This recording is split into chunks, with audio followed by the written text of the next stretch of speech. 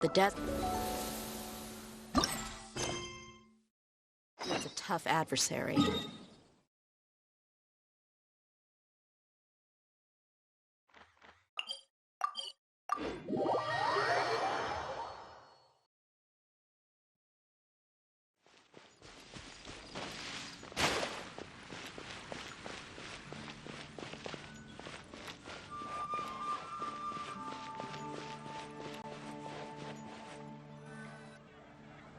Catherine?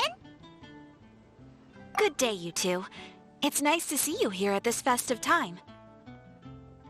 So, got any jobs for us? I'm afraid I'd struggle to find you any commissions in the near future. With the arrival of the Windblume Festival, the only task most Mondstadters are busy with is preparing gifts for their loved ones, but it's customary to do this oneself without assistance. Think of this period as the off-season for the Mondstadt branch of the Adventurers Guild. Spring is here, love is in the air, and everyone wants to relax and enjoy themselves. Even the cats at the tavern next door have been getting lovey-dovey with one another recently. Ew. Gross. You know that feeling you get when you burst out the doors after a nice nap, hoping to make it to the store before the limited edition drinks sell out, only to get there just in time to see the last 2 glasses snatched away right from under your nose by a couple of pesky lovebirds? That's what this feels like. Perhaps you two could simply take this chance to... Traveler! Paimon! Thank goodness I found you. There's something I need your help with. Woo! Sucrose? Go ahead, Sucrose. We don't have anything else to do right now anyway. Phew. Okay. Here's the situation. I've been appointed as the Windblume Festival's special ambassador by the Knights of Favonius this year. My task is to do good deeds for people during this festival of gratitude and love. Nice one! So how did they decide who to appoint anyway? They spun an empty bottle donated by Angel's Share inside a circle with all our names on it. Whoever's name the bottle stopped at got chosen. I think so too. But everyone said that it was to make it fair, so everyone had an equal chance to become the special ambassador. The thing is, I'm not great at dealing with people, so I was really daunted by it at first. But I'm still glad that I got this role. Luckily, I came up with a way to spur myself on, which has helped. Have a look.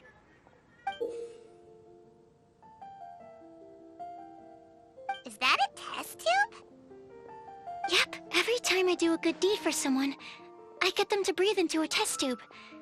That way, I can collect everyone's breaths of joy. Sounds fascinating. Are you gonna use them in your research? Yes. I believe these breaths of joy will serve as valuable raw materials for alchemical transmutation. With any luck, I'll be able to produce something truly miraculous. Darn, now Paimon's hungry. Wait! You're doing this on purpose, aren't you? Actually, I meant something even more exciting than that. I can't say for sure until I have more test results to confirm my hypothesis, though. Alchemists mustn't make claims they can't live up to. Anyway, I'm still missing one final breath of joy. Oh, is that all you need help with? That's easy. Just treat Paimon to a sweet madame, then you'll get your last breath of joy. Hey, come on! Paimon's doing her best to help, okay? So, does it need to be more like official or ceremonious or something? No, joy isn't measured in those terms at all. Let me put it this way. Have you ever planted a fruit seed and cared for it while it grows? In the same way that those tender, sweet fruits are the product of your time and effort, the amount of joy derived from an experience is positively correlated to the degree of hardship overcome during it. For example, in my case, I would say that to experience a statistically significant amount of joy, I'd have to do something like spend 6 months developing a medicine formula to a point where it was finally consistently effective. Similarly, in order to collect a significant amount of joy from other people, I have to find ways to do something sufficiently challenging on their behalf. Oh, Paimon gets it now. Long story short, you want us to help you find people for you to help. Oh, that's pretty tough given that it's the Windblume Festival and all. Oh, I figured since you're such experienced travelers, you might have some ideas. But if even you don't know how to approach this... Really? You have a plan? Well, if she's in, then Paimon will help too. With the talking, anyway. But, if things don't work out, can Paimon still get that sweet madame? Oh, come on, Traveler. This is a festival of gratitude and love, after all. How could you refuse?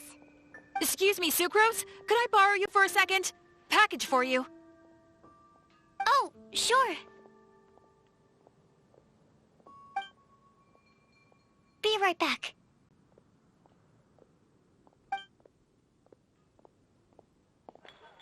Wait! Is that who Paimon thinks it is? That's Kale, right? When did she arrive at Mondstadt?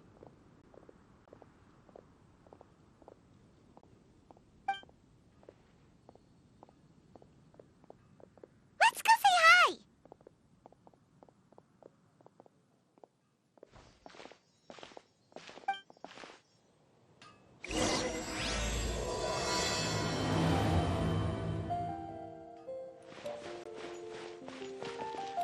And that's everything. Are they all in satisfactory condition? Yep. Thank you, Marjorie.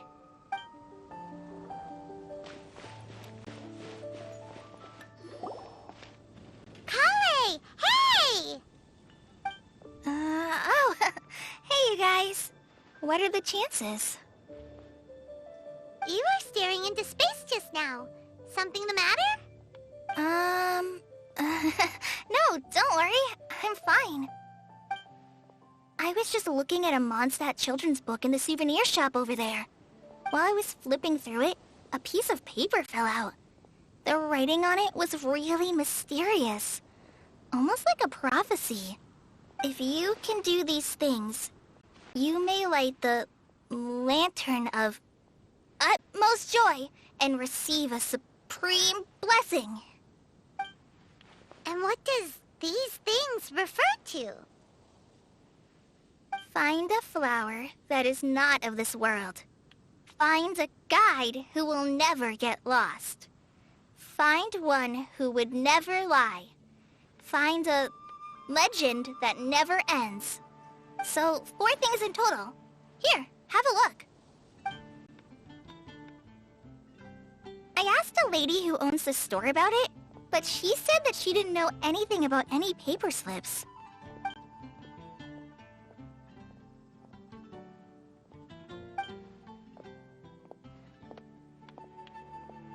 Hi there. Sorry to butt in, but what's the name of that storybook you just mentioned? Oh, it was called The Boar Princess. That is strange. I've read that book, and it sounds like that note you found has no relation to the story at all. Do you know her? Let Paimon do the honors. Kale, this is Sucrose, an alchemist with the Knights of Favonius. And Sucrose, meet Kale. She's a trainee forest ranger from Sumeru's Avidia Forest. Hello. Hi.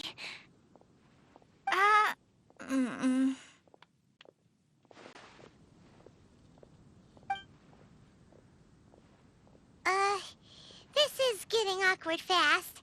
They're both so shy. So, Sucrose, what are your thoughts on this prophecy? Could it be real? Without having done any research, I couldn't comment definitively. But if you want my subjective opinion, I don't think that it's a nasty prank or anything. The only people who read children's books are those with a childlike wonder and imagination. Or children, of course. I'm sure that whoever put this prophecy there would understand that. Would they really do this just to spread lies and ruin someone's innocence? I can't imagine anyone being so cruel. That's a great take. I love it. Exactly. Who would want to hurt a child's feelings? Okay, so what do you think the blessing is, Sucrose? If I had to guess, maybe a fairy that can make people's wishes come true or something? I haven't read many fairy tales, so this is pure speculation. With no other information on hand or prior research to compare against, I'm afraid it might not even be worth considering. Wow! Her guesswork is really good, though. I want to pick her brain some more. But will she find it annoying if I keep asking her questions? We've only just met after all. What's the best thing to say to someone you're meeting for the first time? Well, yes. I mean, if possible. Then, what would you wish for, Kale? I'd wish for a better personality. Uh-huh. Huh? You can't waste it on that. You've got a great personality already. That's very kind of you. But if you know me like I do... Kale! I know that voice. It's...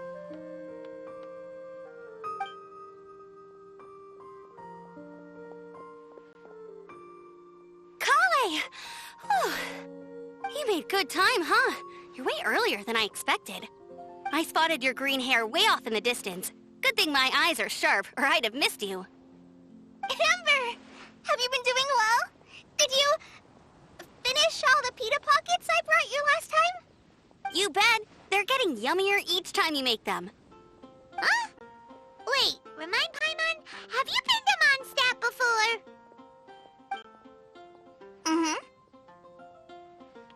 A long time ago, I had a lot of help from a lot of people here in Mondstadt.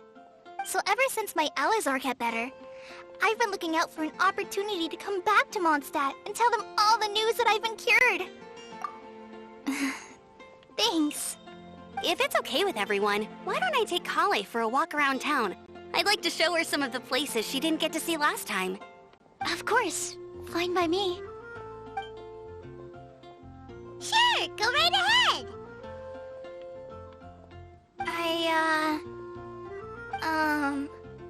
Sorry, Amber.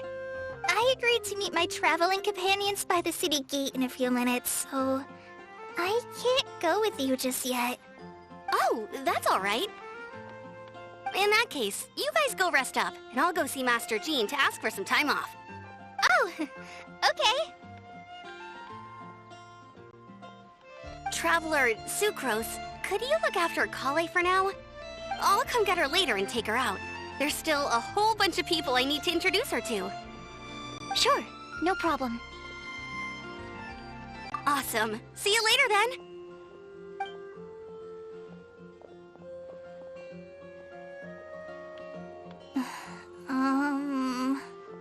You all right there, Kale? You look kinda disappointed. I'm sorry. I'm just feeling a little shy today. Don't worry about me. Amber wants to introduce me to more of her friends. Am I gonna be able to cope? I've only met Sucrose so far, and I'm already struggling to make conversation. I wish I had a little more self-confidence. Then I'd find it much easier to make friends with people. It's nearly time! Let's go to the gate and see if they've arrived.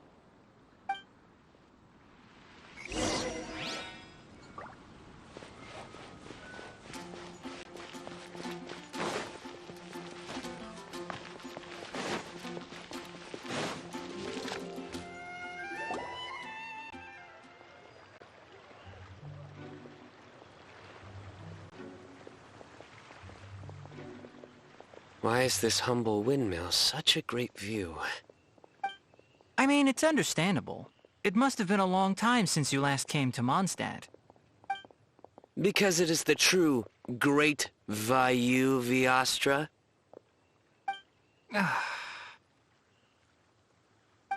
Oh, come on. Don't tell me you don't get it. View, Vayu, and also Mahamatra, Vayu Viastra? No? Tighnari! Sino! Over here! Whew, am I glad to see you.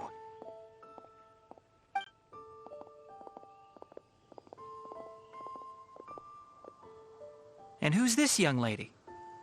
Master, this is Sucrose, an alchemist with the Knights of Favonius. We just met. Sucrose, this is my teacher, Tighnari. He's a highly respected forest watcher in Sumeru, and he's also a very famous botanist. Kale's exaggerating. I'm Tighnari. Pleased to meet you. So you have a teacher as well. The pleasure is all mine, Tighnari, sir. Yep, he's extremely knowledgeable too. And this is General Mahamatra Sino of the Sumeru Academia. He's really famous in Sumeru as well. Greetings. Though if I might say so, we're purely here for personal reasons. You needn't be unduly concerned with our official positions. And Kale, there's no need to use my full title. Sino is fine. Or sir, if you absolutely must. Indeed. We're not here in an official capacity, just to keep Kale company on her vacation. Keep me company? But it was you two that insisted on coming. Kale is very important to us. We felt obliged to ensure her safety on the long, treacherous journey to Mondstadt. But I've been here on my own loads of times before. What about your work, though? What if something bad happens while the General Mahamatra's away? There should be no issues. I have left my duties in the hands of my subordinates, and two especially reliable helpers. Oh, Sucrose. What were you saying about you having a teacher as well? I was just going to mention that I think we're in a somewhat similar situation. I'm an assistant to Mr. Albedo, Mondstadt's genius alchemist. Oh, please, Sucrose. Genius is an unnecessary epithet. It will serve only to leave an exaggerated impression of me in the minds of our guests. Mr. Albedo, but it is an objective truth. Hey, Albedo's here too! Great! The more the merrier!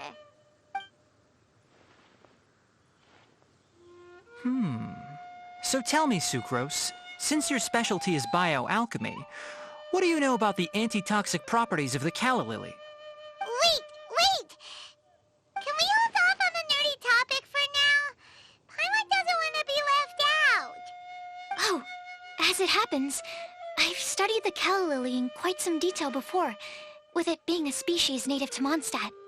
I wrote a whole report on my findings.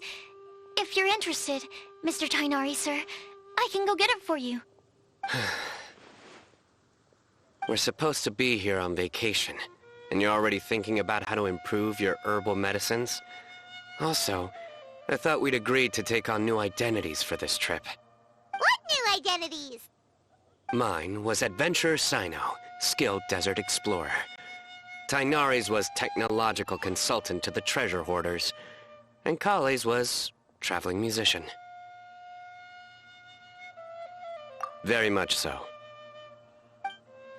I do wish some of the less cautious adventurers in the Avidya forest would consider coming to Mondstadt instead. What Philanimo mushrooms lack in texture, they make up for in not causing vomiting or diarrhea.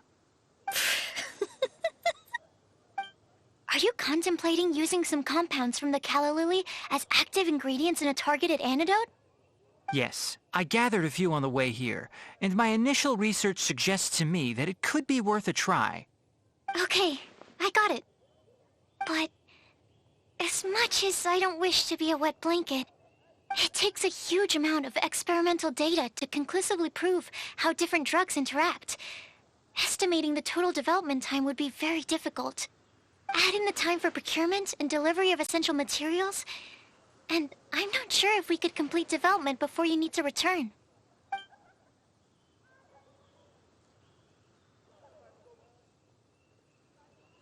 Then please, allow me to help.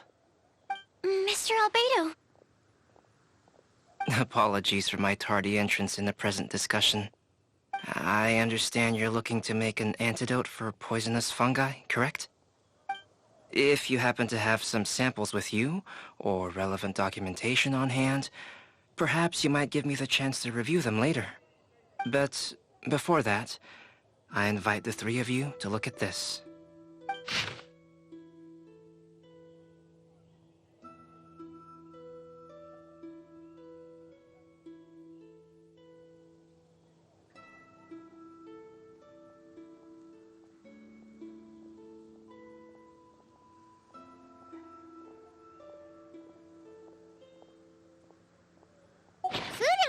Arrangements. Were you quietly writing this up the whole time? Paimon didn't even notice! Hardly. Rather, I should apologize for interrupting a serious discussion between trained professionals, especially after they've traveled so far to be here, when I myself am neither an adventurer, nor a technological consultant, nor a musician. Nevertheless, I would encourage you to have a knowledgeable local arrange your detailed itinerary while you're in Mondstadt. Take a look, and should you find anything here to be objectionable, it can easily be adjusted. This is too kind of you. These arrangements are quite excellent. It looks great! Even Paimon feels like tagging along for the food and board. That's why it's called tagging along! Very comprehensive. The adventurer, technological consultant, and musician all approve. Thank you. Just one thing. We'd like the chance to cook as well. Why don't we change the group dinner to a camping and cooking trip? I'll help pitch the tents. I can help too. And Paimon will take her to Good Hunter to order some starters. Mondstadt's cold-cut platter is not to be missed. Great, then it's decided. Sucrose and I will bring the three of you to your inn for a quick rest. You two, let's meet by the lake this evening.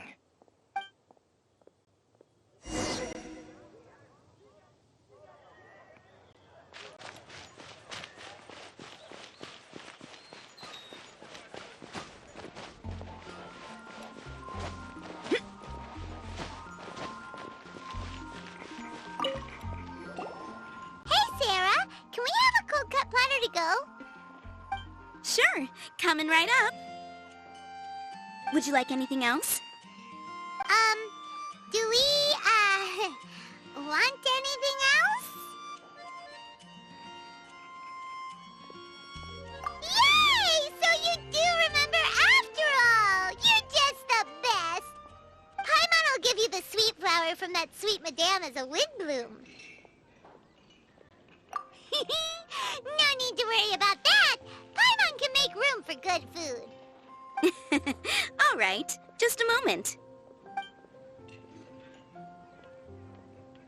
Oh, that was great. If that was a Windblume treat, then Paimon wishes it could be the Windblume Festival every day.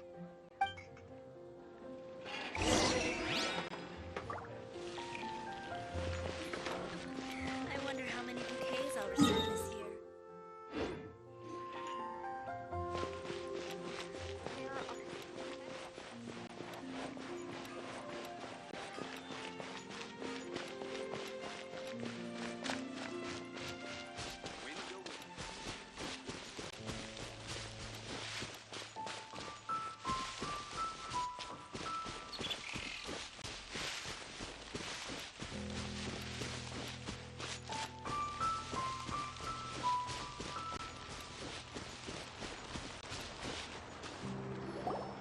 All right, looks like we're all here. Not at all. We just came early to set everything up, since we happen to be free today. Kale put up the tent so quickly, but still managed to tie very sturdy knots. You can really tell that she's a professional. I didn't do much apart from passing materials around. Thanks. It's all thanks to Master and Sino. They taught me everything I know. What can I say? For a skilled adventurer, This is just another day on the job. Are you quite finished? Or were you going to sing each other's praises till the moon rises? Come on, let's all sit down.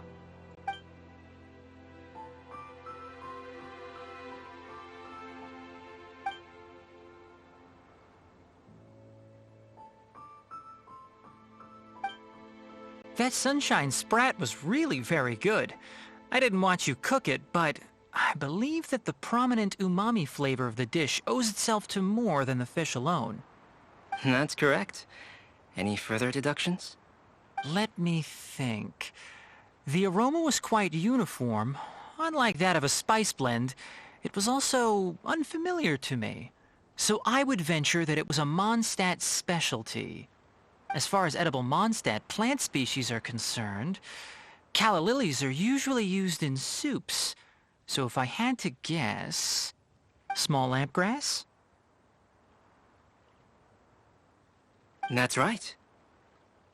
I've long heard that Sumeru's fish with cream sauce is noted for its gentle texture, which brings out the tenderness of the fish. Here in Mondstadt, we're not quite as varied in the use of spices as in Sumeru, but the principle of bringing certain distinct flavors to the forefront through combinations of natural ingredients is, very much the same. I liked it a lot. I'm curious as to the exact ratio of ingredients. I'll write a copy of the recipe for you. Would anyone like to try the nutrient-dense meal I made? I'll have some. What about you, Kale? It doesn't look like you've eaten very much. Is your appetite low at the moment? No. I just don't eat a lot normally.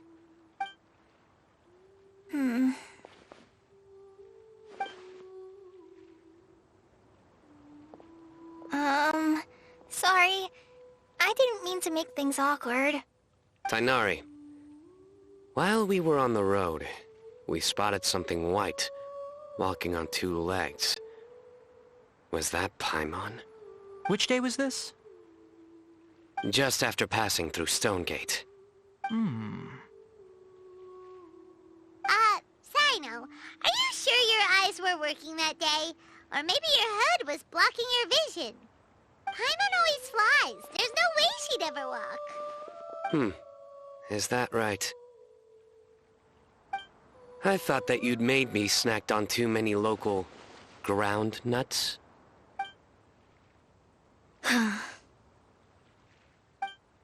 No? Not funny? Ground, you know. As in ground up, but also the ground. Ground nuts make you fall to the ground.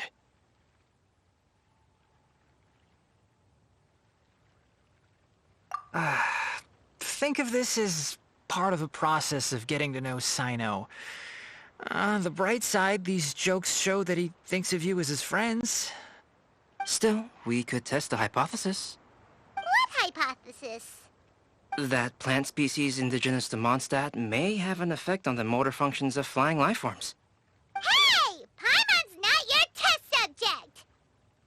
Anyway, by your logic, wouldn't that mean that eating, say, Zaitun peaches, that would make a sick Paimon peachy in no time or something? Hey! Not you two! I think the Traveler and Paimon's conversations are more entertaining than Sino's jokes. I see. You must have been keeping quiet about this grievance for quite some time now. You seem much cheerier now that you're here in Mondstadt, Sino. Actually, it feels like you're a completely different person. That's because I'm Sino the Adventurer. It's not? In fairness, you only saw him in his work mode while you were in Sumeru. He's actually like this most of the time when he's in a good mood. Yep, it's true. Sometimes when he's eating, he'll grumble about how the bowl is too shallow for the amount of food it contains and other random stuff like that. I understand. Then allow me to reintroduce myself. Before, you knew me as General Mahamatra Sino. Now, please see me as Sino the Adventurer. Yeah, so that's another thing he does. He'll keep repeating something he thinks is funny until you stop trying to resist. So you have two different mental states? Almost like different phases of matter. Interesting. I want to learn to do that too. I think in your case, the two states we would end up with would be highly conscientious sucrose and stupefied sucrose. Oh, by the way, was there any reason in particular that you chose Mondstadt as your destination on this occasion? Oh, well, Lisa once told me that the Windblume Festival is one of Mondstadt's biggest events of the year. I wanted to take this opportunity to give everyone a Windblume as a token of my heartfelt gratitude for everything they've done to look after me. Plus, it was a good chance for Kale to get out and meet some new people. Kale Lily. What? Kale's Windblume. Maybe she should call it a Kale Lily. It sounds very Mondstadt. There's also cauliflower, which would technically make more sense. But somehow, it doesn't sound as nice.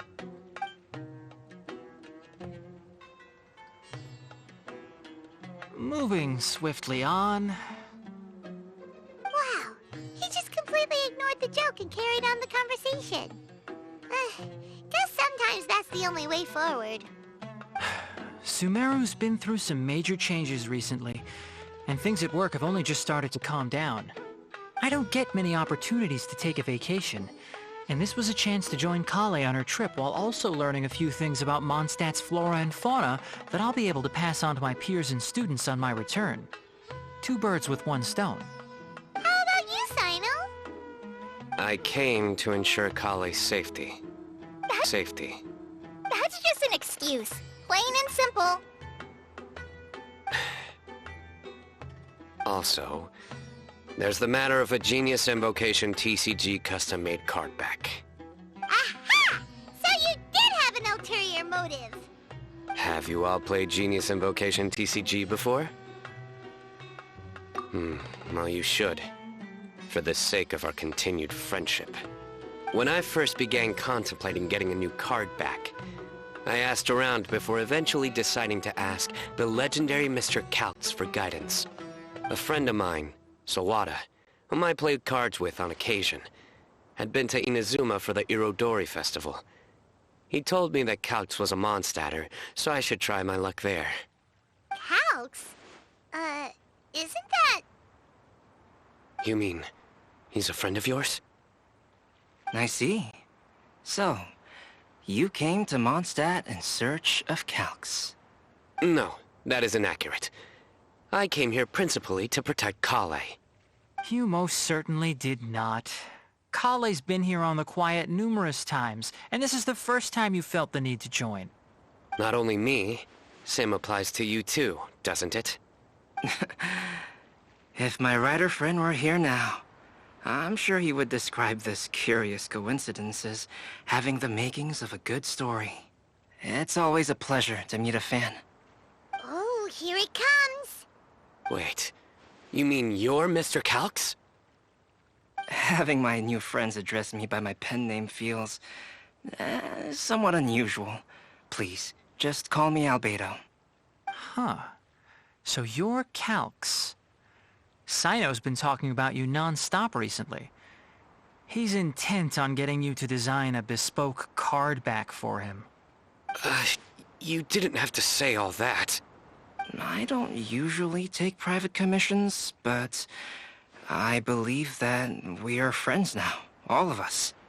Our conversations have been deep and interesting, and Sino, your passion for this game is indeed one of a kind. I can see it in your eyes. Obviously. And given that you've come all this way from Sumeru to see me, I'd be quite honored to take this commission. Wow, your teacher's so nice. I feel the same about yours. Well, they definitely have different personalities, but they're similar when it comes to their character.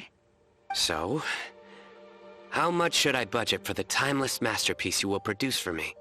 Surely timeless masterpiece is something of an overstatement. Any artwork fit to appear on the reverse of my card decks is by definition a timeless masterpiece, even if I do say so myself. Don't mind him. These TCG nutjobs are all like this. I see. So, this has an almost religious significance. Well, for starters, I'd like to hear a few more of your jokes. My jokes? You like them? I do. Really? I didn't see you laughing. Yeah, well, the joke's ability to induce laughter is a separate matter, but I certainly find them fun. If I might interrupt, does anyone else smell something strange? My nutritional meal! Will it be okay? Should we go over and take a look too?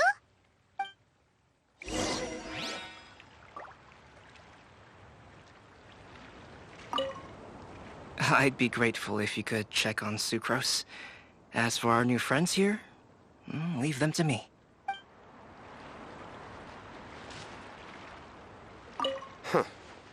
So, a good joke is not necessarily required to make people laugh at them.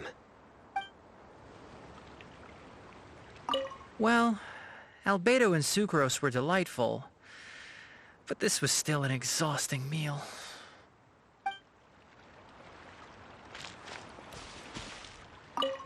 The cooking pot. Is everything okay?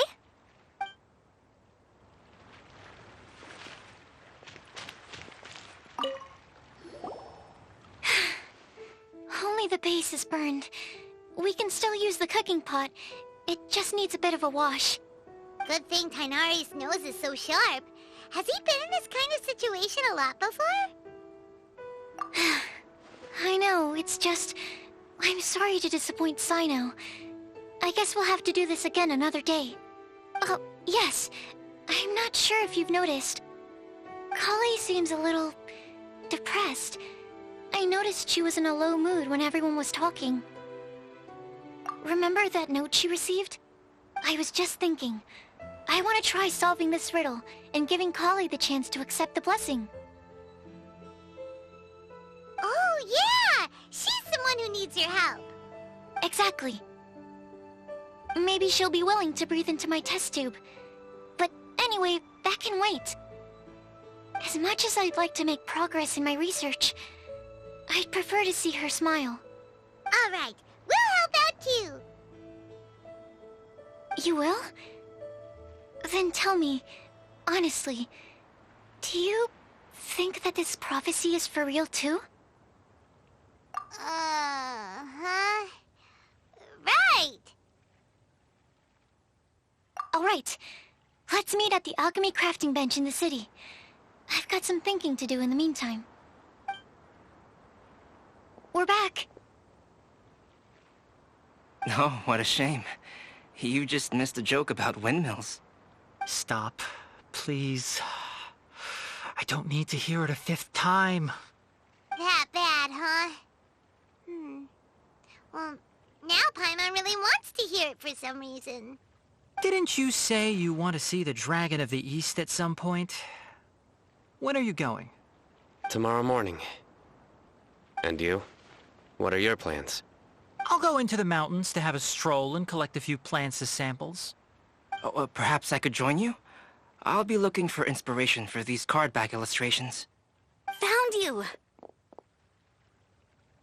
I knew I was onto something as soon as I saw the fire. Wow, you have really sharp eyes. That's an outrider for you. Uh-oh. Did we break the fire safety rules or something? Actually, you didn't. Strictly speaking, you should have reported your plans first. But since two of our very own alchemists are here, I'm happy to look the other way. Ah, yes, introductions. I'm Amber, and this is the Reconnaissance Company Captain Eula, a good friend of mine. Good evening. You are friends of Kale, yes? A pleasure to meet you. Oh, Amber and Eula. The pleasure is ours. I've heard a lot about both of you from Kale. Oh, really? All positive, I hope. You asked that last time, too. Of course it was positive. I'd say. We hear the latest news about you every time you write to Kale. Glad to know we've made a good impression so far. Anyway, we're just here to collect Kale, so don't let us interrupt your chat. Come on, Kale. We're gonna take you to check out a few scenic spots. Okay, great. Still as high energy as always. You know Amber? Yes, we've met. She's Kale's most important friend. And for that, we are also very grateful to her. That's Amber for you. Her outgoing personality means she can make friends with just about anybody. It's getting late, and we still have a lot lined up tomorrow. I suggest we all head back and get some rest. All right, I'll start packing up.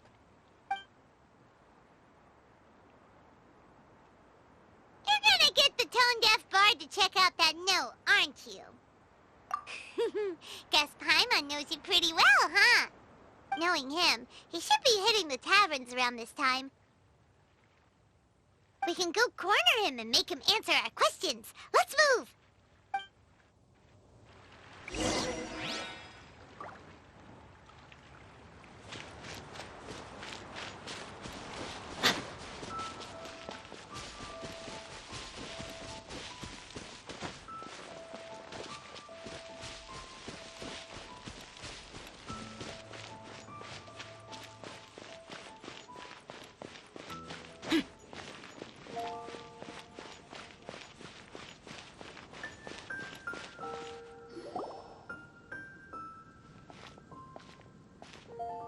Oh, it's been a while.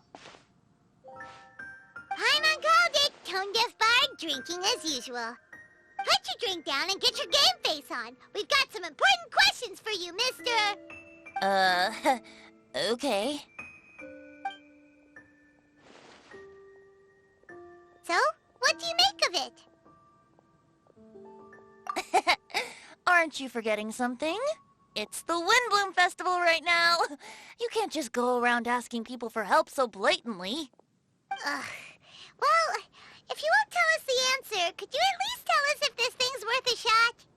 Sounds to me like you want a hint or two. A fine answer. The person who wrote this prophecy is very powerful. If you manage to solve the riddle, good things are sure to happen. Also, I happen to know where this lantern is. Once you've found the 4 things, I'll even write the location down for you. Isn't that generous of me? Whatever. We weren't expecting much from you anyway. You can get back to guzzling wine and blowing wind now. Oh, woe is me. Paimon sees me as nothing more than a drunken wastrel. There are actually a great many things that we bards are required to do. It just happens that enjoying life is the most important one. Once this is over, would you like to join me for a drink? You know, a favor for a favor.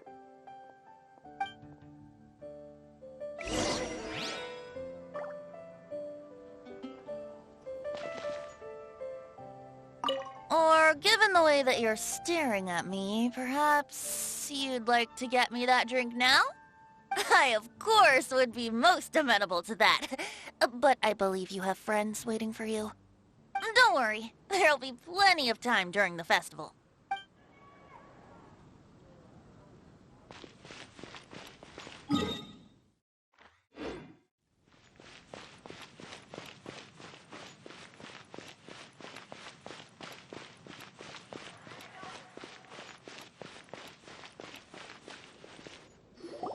A flower that is not of this world. Not of this world. Sucrose! We've got some good news and some bad news. Which would you like to hear first? Let's have the bad news first, I guess. Huh? Really? Don't most people usually want to hear the good stuff first? Oh, all right then. Basically, we went to Windrise to divine the breeze. The wind said that the prophecy is real and that your idea is a really good one. That doesn't sound like bad news. So what's the real bad news then?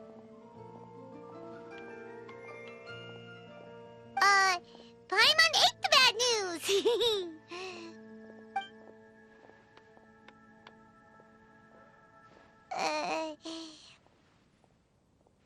Blame Sino! If it's not funny, then it's his fault! It's fine. Well, that puts my mind at rest. Now, back to the other issue I've been mulling over. I was thinking about the flower that is not of this world. It could mean a human-cultivated variety that doesn't occur in nature.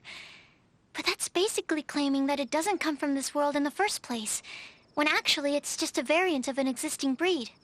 So, the initial question is, can the flower's origins be traced back to a natural organism? If so, it cannot be correctly described as not of this world. But then, supposing we identified something outside of that category, whose job would it be to decide whether it belongs in this world or not? Then the question becomes, do of this world and from this world mean the same thing? Or is it deeper than that? Whoa, slow down! Paimon's head is already starting to spin! Okay, I did have one other line of thought as well. What about a flower created using alchemy?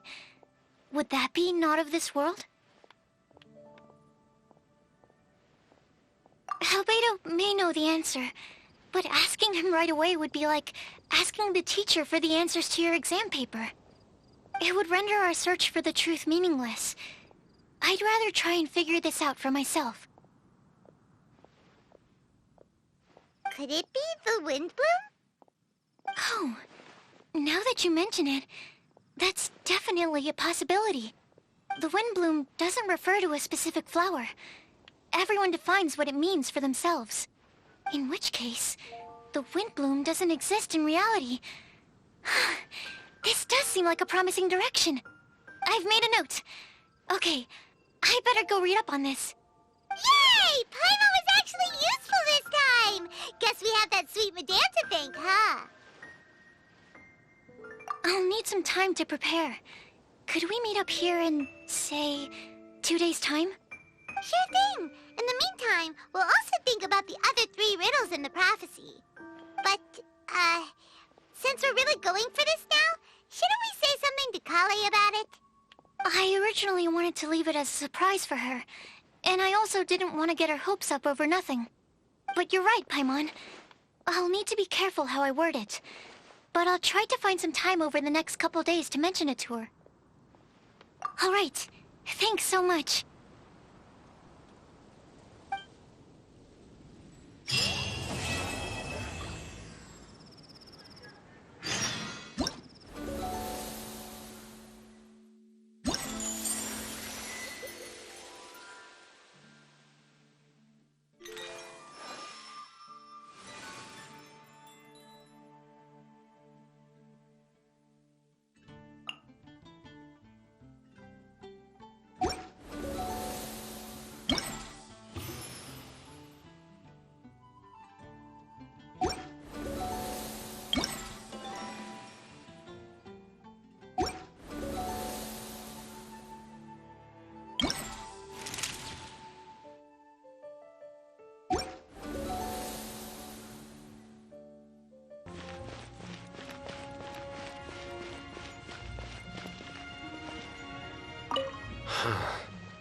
So this is Storm Terror's lair.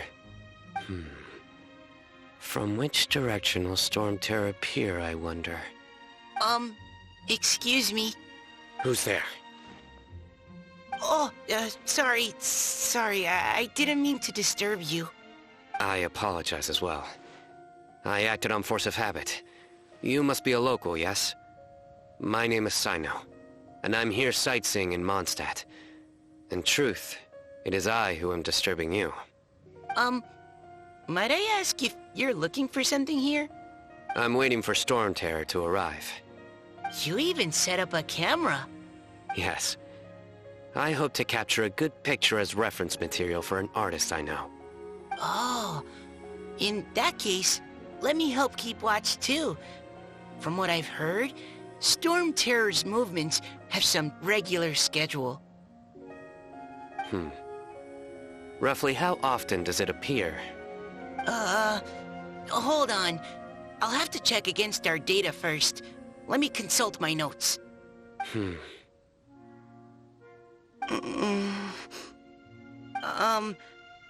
Mr. Sino, sir? Are you going to stand there staring into the sky the entire time? Don't worry, I'm quite strong. My neck can take it. No, I mean, you should sit down.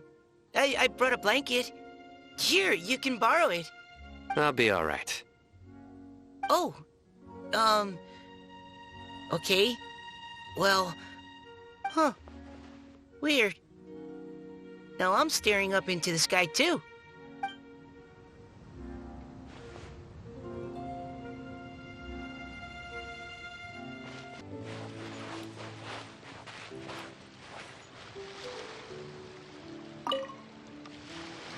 Whoa! Did you two see that? A bird with huge wings just flew by. If Master Tainari was here, he'd be able to tell you its scientific names, species, and behaviors. But as for me, all I can tell you is it isn't a species we have in Sumeru. Oh? Then what kinds of birds do you have in Sumeru? Dusk birds. They have the most beautiful, vibrant colors. The feathers on their chests are the color of ripe sunsettias, and their wingtips are the color of tender mint leaves. They're not too skittish around people, and at my this tree that I often go past, there's a dusk bird there that always looks at me like it understands what I'm saying. I once picked up one of its feathers from the ground. It felt really nice. You have keen observation skills, and a love for living things. You'd be better served directing your energies there, rather than sighing and whining all the time. Eula says things in the most awkward way possible sometimes. Just ignore the second half, Kale. No, it's fine. I know what she means. She does have a point. Are you hungry for fish? I see quite a few over there. Sounds like someone's up for a fishing contest, huh? Fair warning, though. I won't lose. Seriously? Another competition? I thought we were supposed to be sightseeing. But still, wait for me.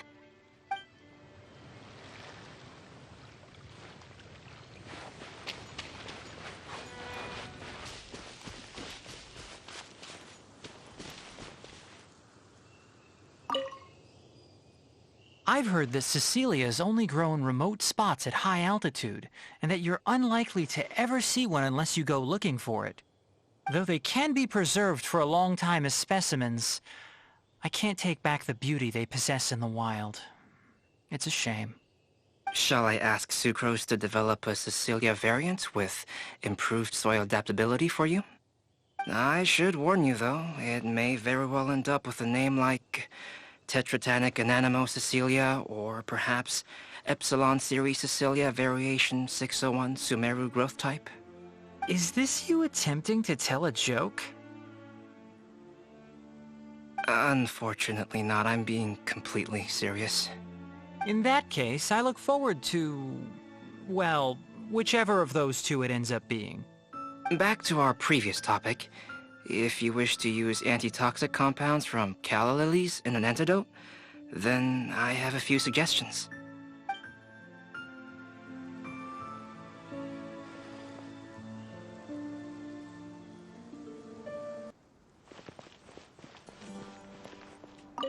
Sataria, you should take a break and have a bite to eat.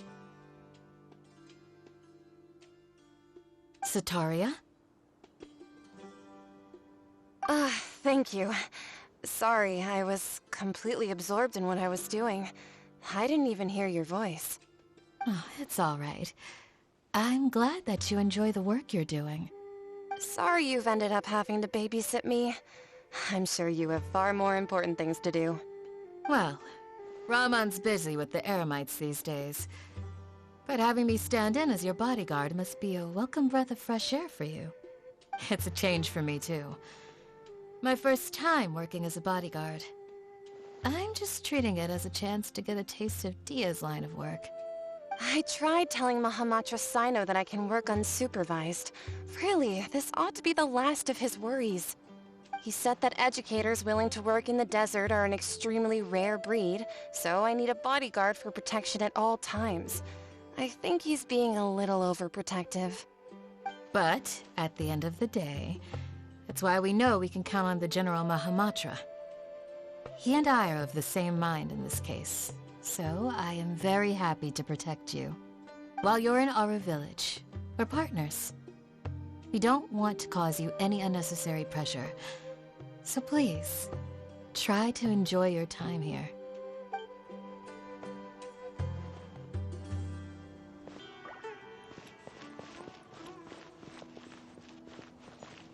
Oh, hey there, traveler. Nice to see ya. Well, Sino's out of the country on a trip, so he got me to come and help his subordinates take care of a few things. I guess you can say I'm his temporary substitute. The atmosphere around here is not too bad nowadays, so I don't mind sticking around once in a while. You've probably got a lot going on yourself, I bet. Good luck with everything.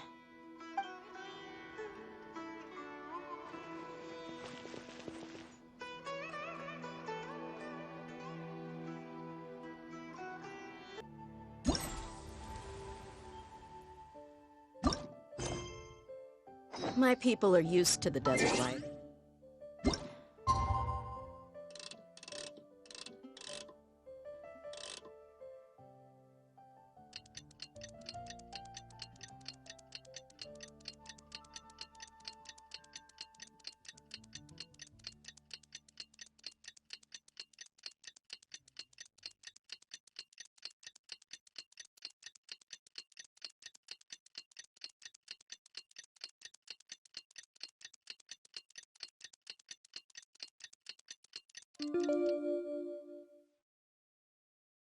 Still, I hope that one day they'll be able to find an oasis of their own and leave the sandstorms behind for a better.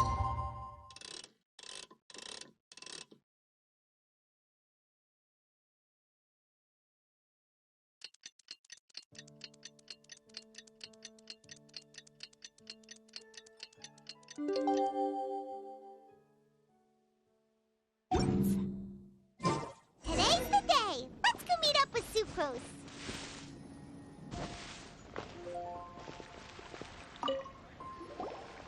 Sucrose, we're here! Oh, Traveler, Paimon. I only just arrived myself, so I'm still getting ready. Ah, and Kale just passed by a moment ago. She said she had some things to sort out at the inn where she's staying, but she'll meet up with us when she's done. Apparently, Tighnari and Sino both went out, but she stayed behind because she wanted to help us.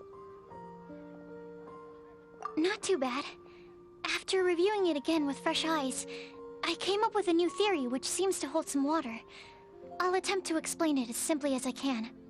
I believe that each of the 4 things in the prophecy refers to a different field of knowledge.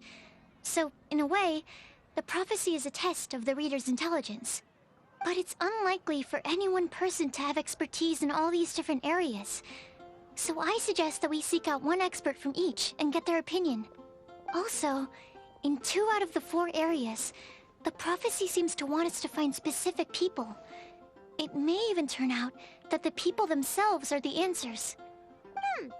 So it sounds like we should put our heads together and list out the people who can help us. Exactly. I think we can go through each riddle in turn and generate 4 groups of names to match the 4 questions. Alright, then let's start from group 1. The first riddle was, a flower that is not of this world. Personally, I would still go with Albedo for this one. Alchemy is the most likely to have to do with otherworldly things, and he is by far the leading expert in this regard. Exactly! You're the creator of the Tetratanic sweet flower. Who knows? Maybe that's the flower we're looking for. Huh? You really think so? Oh, but what about Tighnari? He's a forest watcher and knows all about plants. If it's a flower we're looking for, maybe he's the man for the job. Alright, I'll add him to the list as well. On to group 2. This subject is a guide who will never get lost. That's kind of abstract. Does it just mean someone who never loses their way? Wait, but they have to be able to guide others too. So it's not quite as simple as that. Oh, you mean Mona? Yeah, she'd definitely count. Mona. Yes, she certainly seems very confident. And she can use her astrology to guide people. Would Bennett count?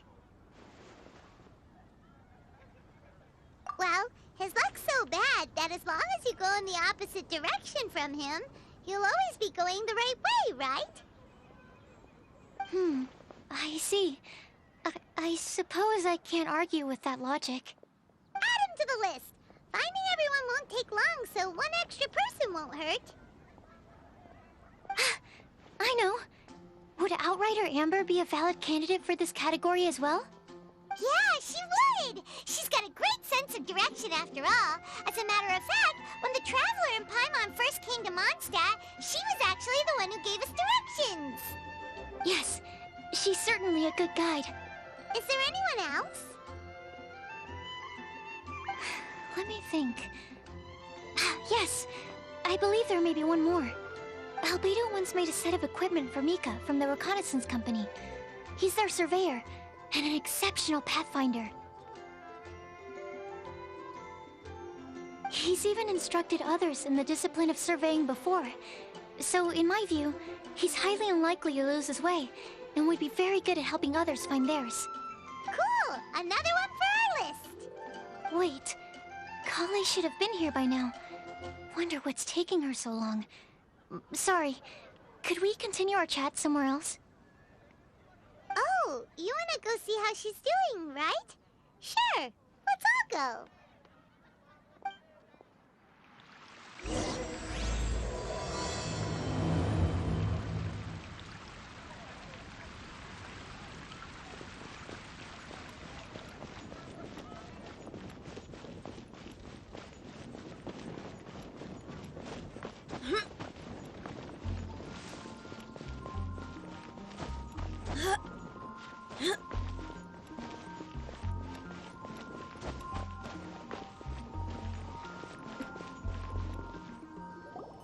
Hi, Kale. Hope we're not intruding or anything. Is everything okay? Sucrose! I was preparing some stuff. Is it time already? Oh no, I'm sorry.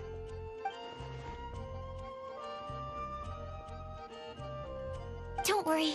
The Traveler and I only just met up. We were just worried that you might get lost along the way, so we thought that we'd come get you. Thank you. I'm ready to join you now.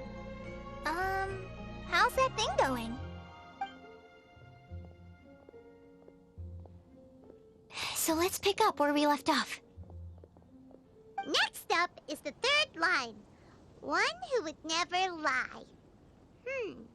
Anyone spring to mind?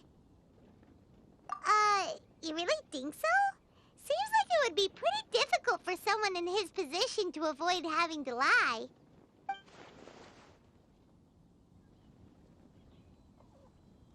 Then what about Kaya? He's the cavalry captain and a rather popular figure, but... You think there's something fishy about him too, huh?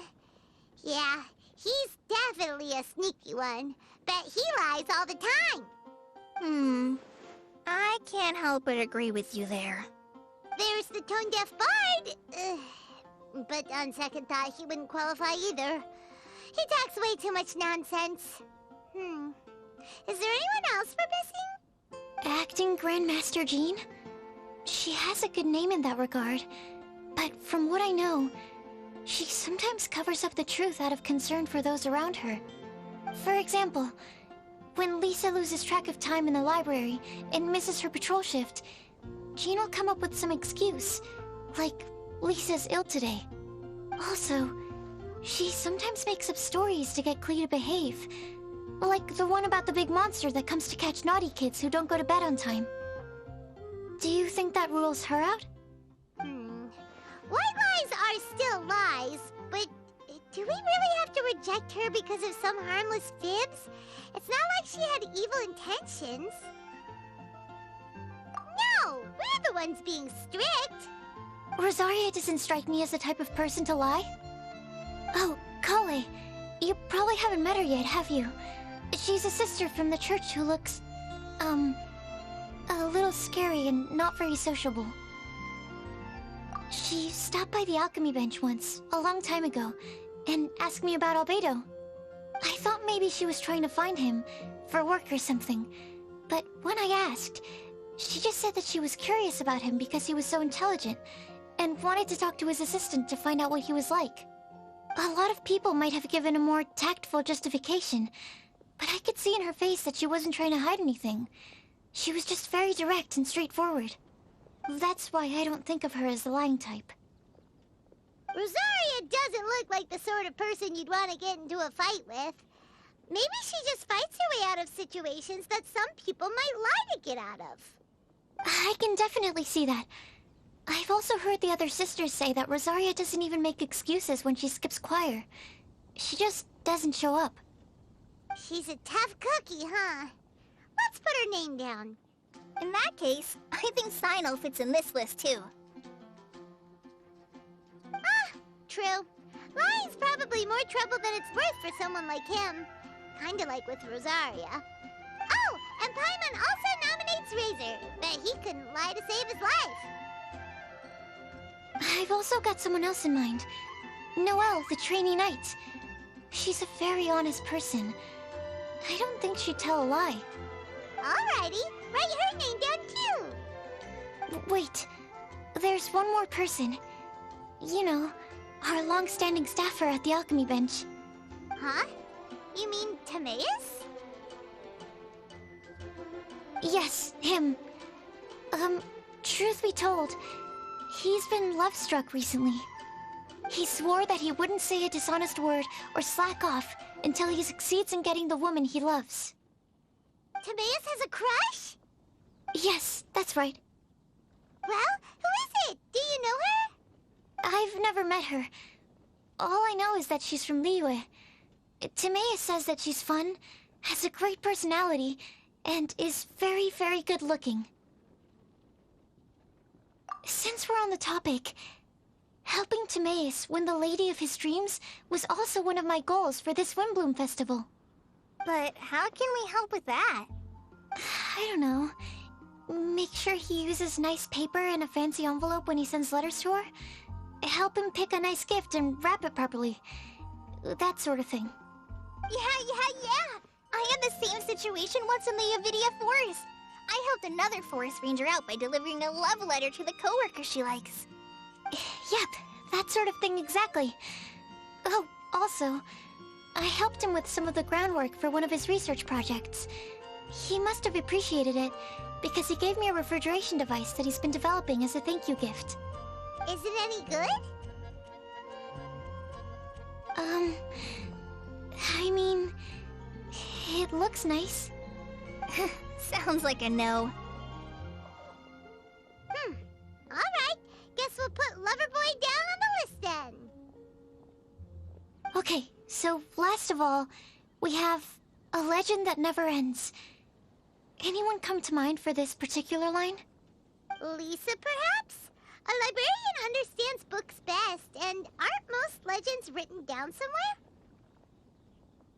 When I think about legends, fairy tales and picture books come to mind. Maybe Kale. She read a lot of fairy tales when Tainari was teaching her to read. Oh, Do I count? of course you do. I'll put you on the list. I prefer to read things like an illustrated analysis of alchemical substances and their uses, the fascinating principles of crafting, and hypotheses of life. Point taken. Paimon didn't quite understand any of those. Klee might be a good choice. Her mother, Alice, is a renowned traveling author, so I'll bet she's been exposed to all sorts of myths and legends.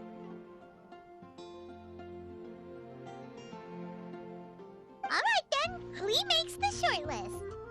Well, that should just about do it. Next up, we should go and ask the people on the list about the prophecy. Do we have to ask absolutely everyone on the list? It seems like a lot of people. It is. So, I was thinking that perhaps we should split up. That might make our search more effective. Okie dokie. Also, I thought of a method of gathering feedback. No problem. We can do that. You and the Traveler are practically joined at the hip, so you two can go together. I'll pair up with Kale. Capable Kale and sensible Sucrose. Sounds like a winning combination. Okay, I promise I'll help. Capable Kale. Yeah, I got this. Rest assured that the unbeatable Traveler and Paimon will do our part too. Off we go!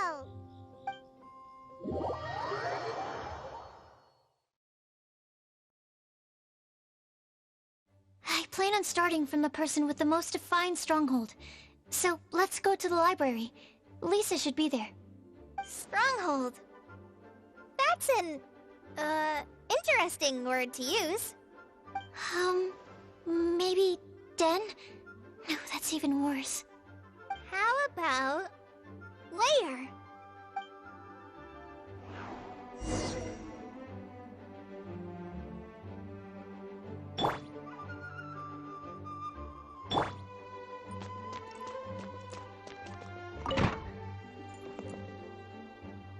Here we are, Lisa's lair.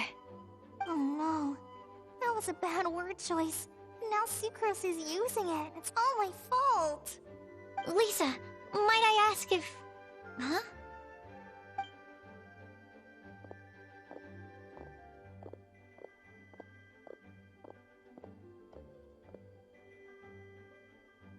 Sucrose. Kale. What are you doing here? I can only sucrose that they were Kale-ing on someone. At least that's as far as I know. Oh, please, just stop it with these puns. I beg you. Are you trying to win worldwide fame for unfunny jokes? Is Lisa not here at the moment? Surprising, isn't it? She went out. I'm afraid it's just us here looking for information. Except me. I'm not here for information. Like you, I came here for an abortive search for the librarian, who is also my academia senior. Oh, so you studied in the same darshan as Lisa? That's right. Her mentor in Sumeru was also my benefactor. We were both Spontamod students. Wow, that's cool. But wait, we're getting sidetracked. We came here to look for some information. Kale and I are investigating a prophecy, and we were hoping you all might be able to help. Oh? What sort of prophecy?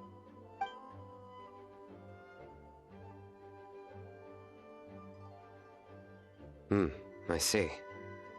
You want to ask them about the flower that is not of this world, and me about the one who would never lie. But there's no rush. You don't need to answer right away. We're just here to tell you about the situation. You can take your time to think it over and submit any thoughts you have in written form to the Sucrose mailbox. The Sucrose mailbox? Yep. I was thinking about it on the way. And although they seem like trick questions, there's a lot to mull over once you get down to the details. A quick answer off the top of your head might not go into enough depth. So, I decided to place a mailbox next to the alchemy crafting table. Everyone can submit their written answers there when they're ready. We don't have to call it the Sucrose mailbox, though. It could just as well be called the Sucrose and Kale mailbox. Or even the Sucrose, Kale, Traveler, and Paimon mailbox. I think in this case, we can just go with your quick answer off the top of your head. Sounds like a good solution. Certainly more reliable than verbal discussion alone. Agreed. Certainly when it comes to discerning whether someone is a liar or not, you cannot simply take them at their word. Understood. Once we've had a look into it, we'll place our replies into your mailbox. Thank you all so much. Okay, let's tick them off the list and carry on working our way down. Already done.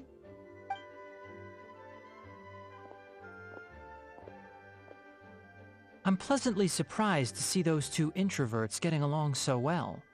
Do you get the feeling that Kale's return to Mondstadt has emboldened her more contrarian side? Yes, I'd noticed that too. Traveling and meeting old friends are both good for the body and soul. And isn't rediscovering one's youth while revisiting old haunts a worthwhile pursuit? When I first met Kale, she'd never known happiness or youth. But things are different now. Her Elazar being cured was a huge milestone in her life. Kale is a very sensitive and introverted child. I'm sure you must have noticed that too, Albedo. From the time she's been in my care, I've observed that she's actually a very lively character by nature. But she had a very rough start in life, and it changed her. So, might I assume that your respective claims of looking for plants and artists in Mondstadt were just pretexts? I wouldn't say that. Both Kale and Genius Invocation TCG are very important to me. Would it really kill you to just say yes in this situation? Fine. Yes. We came out of concern for Kale. She's been back to Mondstadt of her own accord several times, but it has led to no significant improvement in her mood. Well, it won't hurt to give her some more time. I believe that Sucrose might be able to help her. Sounds like an extension of your own self-confidence as her teacher. You could say that. In a similar vein, I've heard that Sumeru scholars often build their social relationships based on their academic ones. Is that true? I suppose it might look like that from your perspective. Sumeru society is something of a special case. The reason it is known as the City of Learning is because all of its resources are in some way linked to academia. As such, academic resources equate to social capital. It is not unheard of, for example, for people to build a family in order to pursue further studies. But the relationship between the three of us is not an academic one turned social. We've never even worked on a paper together for starters. Oh, so the academic paper is the nexus of the academic family. Interesting. I would think of us more as siblings. An equal and pure relationship, unaffected by academic considerations. As much as I'd prefer not to admit it, that statement is not inaccurate.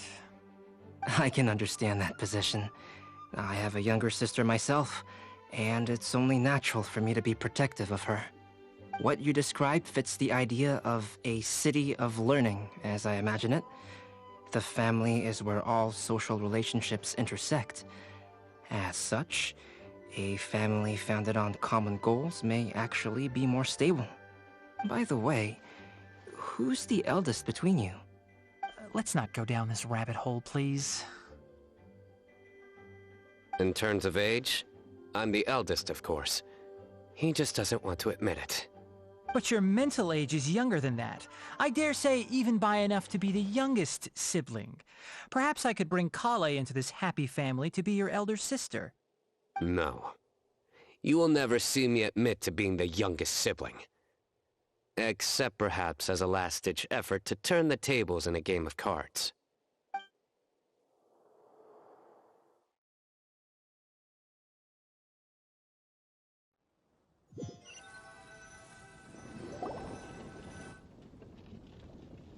Guess we'll leave Kale and Sucrose to it. Fingers crossed all goes well for them. Now then, where should we go first? Let's try our luck at the bulletin board, shall we? A lot of people tend to show up there at some point in the day. Maybe we'll get lucky.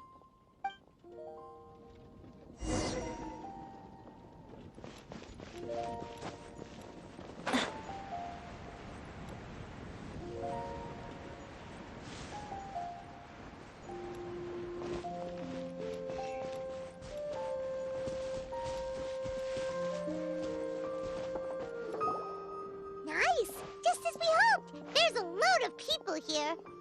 Huh? Even Lisa's here. Hey there, Traveler and Paimon. It's been a while. How have you been? We've been doing pretty well. You look surprised, cuties. Is it because of me?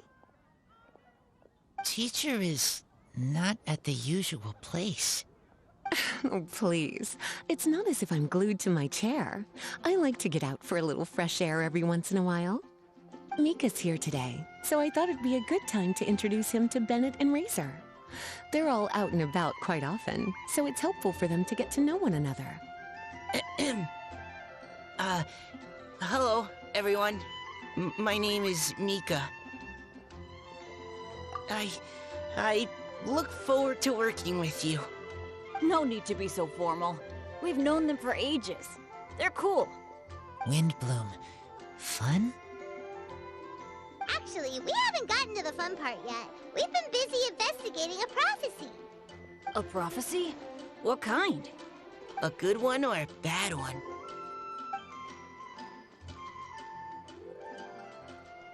Gosh, that all sounds quite fascinating. I can't believe I made it onto your list of names. You really think I'll be able to help? Believe in yourself. Right. Believe in yourself. You're a first-rate adventurer, Bennett. Okay, then in that case, I'll step up and present my thoughts on the matter. Except I forgot I'm not really good at organizing my thoughts. Oops. Oh, there's no need to tell us all of your thoughts right here and now. Sucrose said she'll put a mailbox next to the crafting bench, so you can just write down your thoughts when they come to you, and drop them there. A meticulous and efficient plan. Yep, that sounds like Sucrose. I will think also. Give me some time. You still have other people on your list that you need to go see, right? We should leave you to it. Don't worry about us. We'll drop off our letters at the mailbox as soon as we're done. Okay, bye for now. Let's head over to Star Snatch Cliff next. Maybe we'll be able to find some people there. And even if we don't find any familiar faces, you can see really far from up at the top. Maybe we can find people that way. Aw, you're working so hard. Do be sure to get some rest when you can. If you get tired, you know you're always welcome to visit me for a break and a cup of tea.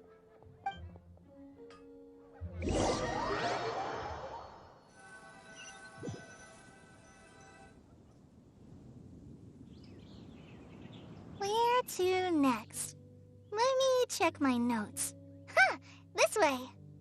Got it! Kale, please follow me.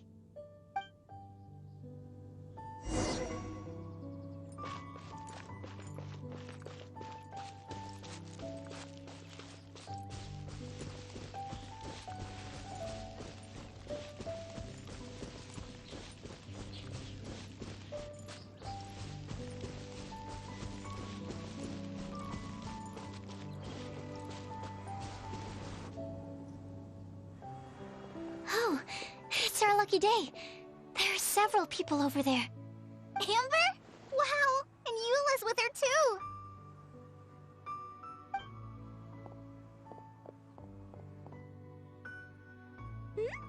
Oh, it's Sucrose! And Klee also spies the girl with the long scarf. Kale, we were just talking about you. Ah, right, I don't think you've been introduced to Noelle before. Kale, this is Noelle, maid of the Knights of Favonius. Nice to meet you, Kale. I missed you the last few times you were in Mondstadt, so I'm glad to finally meet you in person. Oh, nice to meet you too, Noelle. My name is Kale. But you already knew that. Relax, you two. There's no need to be so courteous. We're not on some kind of diplomatic mission here. Klee, what are you doing here? Are you planning to blast some fish? Nope. Klee's on patrol with the other knights. Huh. Now that you mention it, it looks like everyone here is a Knight of Favonius except for Kale and me. I'd heard that there was a very young knight in the ranks, but it's still a surprise to see with my own eyes. Kale, what do you do? I'm a trainee forest ranger in the Avidia Forest. Trainee? It means I'm not officially a fully qualified forest watcher yet. I'm still learning. Oh, you're just like me. I'm still working towards becoming a fully qualified knight. Technically, though the distinction is hardly relevant right now. This isn't a very formal patrol. We're just chatting. Don't panic, Kale. Just pick a topic and join the conversation. Don't panic. Whatever you do, don't panic. It's just Amber and her friends. There's no need to be nervous. Let me guess. Were you chatting about the new guests in town? Yup. A few folks from Sumeru have come to visit, so we're brainstorming a few nice surprises for them. Amber! Sorry, at least I didn't say anything about what the surprises are. Oh no. How am I supposed to join this conversation now? What do I say to that? Speaking of nice surprises, we've actually had a fairly big one recently. What kind of surprise? Tell me! I'm saved. Sucrose is giving me a lead-in. Now, I just need to follow on from what she's already started talking about.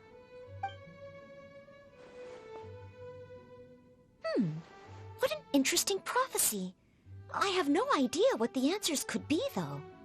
So essentially, you're gathering information to help you solve the riddles, correct? I'll do my best to help. Thank you so much, Eula. Anytime.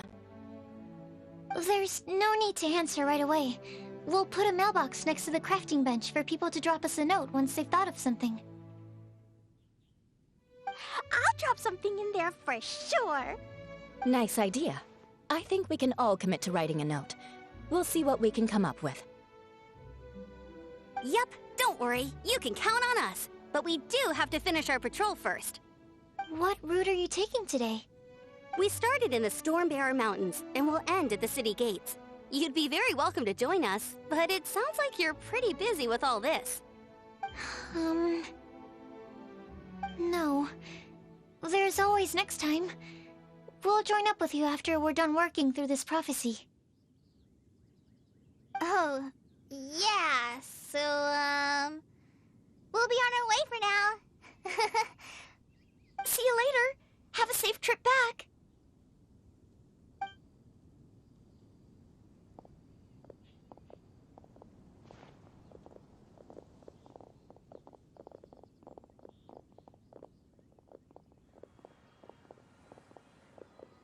Are you okay, Kale?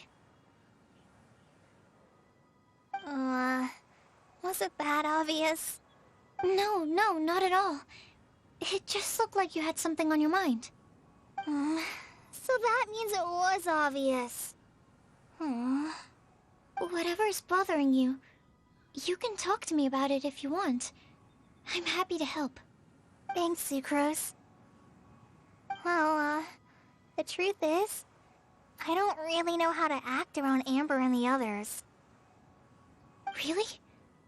I thought you two were good friends. We are. Amber's a really important friend to me. I don't know. I guess if I'm being completely honest, the problem's probably with me. The first time I came to Mondstadt, I was really immature. I didn't want to let people in, and I was generally pretty awful to everyone.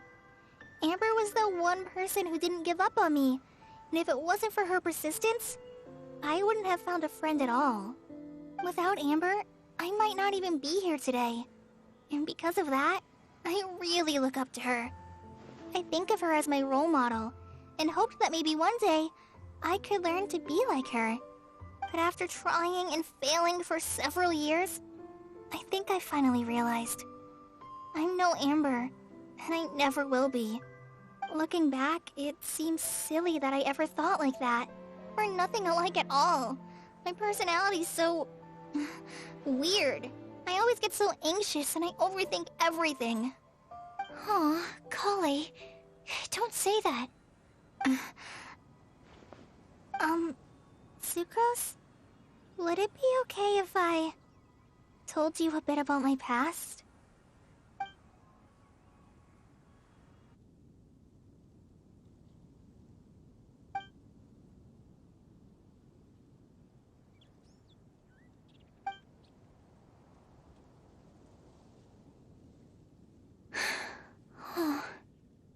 I already knew bits and pieces about her, but still, why did she have to go through all that? I'm sorry. We've only just met and I'm already dumping all of this on you. This is why I get so frustrated at myself. I'm always doing this. I get into a spiral of self-doubt, and then I end up having to find somewhere to vent it all out. No, it's fine. I'm really glad that you're willing to tell me all this. People don't open up about their deepest feelings unless they really trust the other person. Don't you think? At least, I think it's kind of an honor. And, I mean... You've probably noticed by now, but I don't have the best social skills either. I always just end up talking about the things I'm interested in, and going on and on. But even so, you still listen to me when I talk my head off about alchemy. It's a relief to listen to you talking about yourself for once. If you hadn't told me all of those things, I never would have guessed that you struggle so much. Honestly, I feel like we're very similar people. Really? Yeah. Everyone has their own problems to deal with. I certainly do. All the feelings that you talked about just now, I totally get it. It takes so much more effort for us introverts to fit into a crowd. When you were saying about how you try to think about what to say in advance, and you're constantly terrified of saying the wrong thing and making things awkward, I relate to that so much. Oh, and also that part about studying under a genius. In fact, before meeting you, I'd never met anyone who seemed so similar to myself. Oh. I'm not very good at giving words of comfort or anything, and I'm not gonna tell you to just get over it or stop worrying about it. How about we just sit here for a little while? We don't have to force a conversation if we can't think of anything. We can just sit here together. Sucrose has stopped talking, but for some reason, this doesn't feel awkward at all. Maybe she's right, and we're more similar than I realized. In Sumeru, I always like to find a quiet place to just sit and watch the scenery, but it's always by myself. I never thought there'd be a day when I could do this with someone else by my side. Mondstadt's breeze is so gentle and soft. Hey, Kale. See that cloud over there? Doesn't it look like one of my test tubes? I don't think so. Sorry. Then, maybe we're not quite on the same wavelength on everything. At least, not when it comes to looking at clouds in the sky. Thank you, Sucrose. I feel much better after talking to you. Yeah, it helps a lot, doesn't it? I also vent to my flasks, sometimes. The next time I get the chance, I have to show you my Tetratanic Sweet Flower, and my Tetratanic Windblume. Your Tetra... what? 2 of my favorite things I've made. They're really cool. I think you might like them. Oh, okay. Yeah, you'll definitely have to show them to me sometime. I brought some crackers with me. You want one? There's cheese flavor or tomato flavor. Sure. I'll try the cheese one. Aw, look! They're enjoying the scenery together. Shall we go play with them? No, it's fine. Let them sit for a while. We're not what Kale needs right now. She needs a new friend. Someone different, who's never met her before. I don't get it. Is there a difference? There is. You'll understand once you're a little older, Klee. People can draw different kinds of strength from different kinds of friends. And right now, Kale needs someone that's just not the same old me.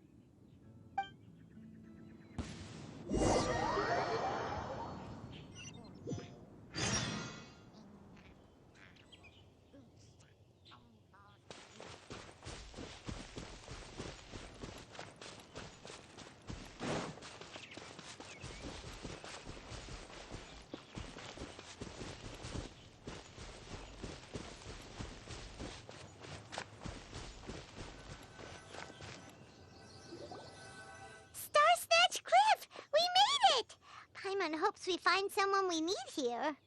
Help! Oh, I beg you, please don't let go! Who's that yelling? Let's hurry and take a look.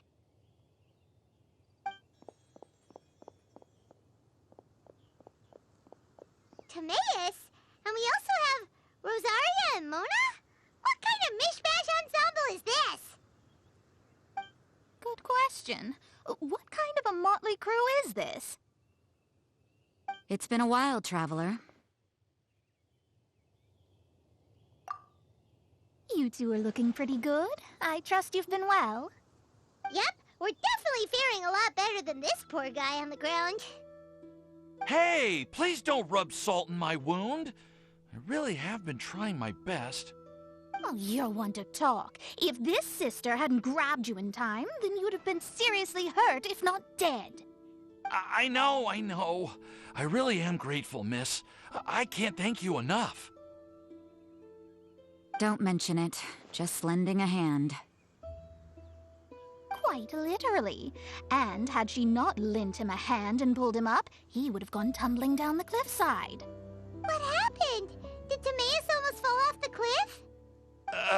Well, so what actually happened was I came to Star Snatch Cliff today to pick some flowers and ran into Mona on the way.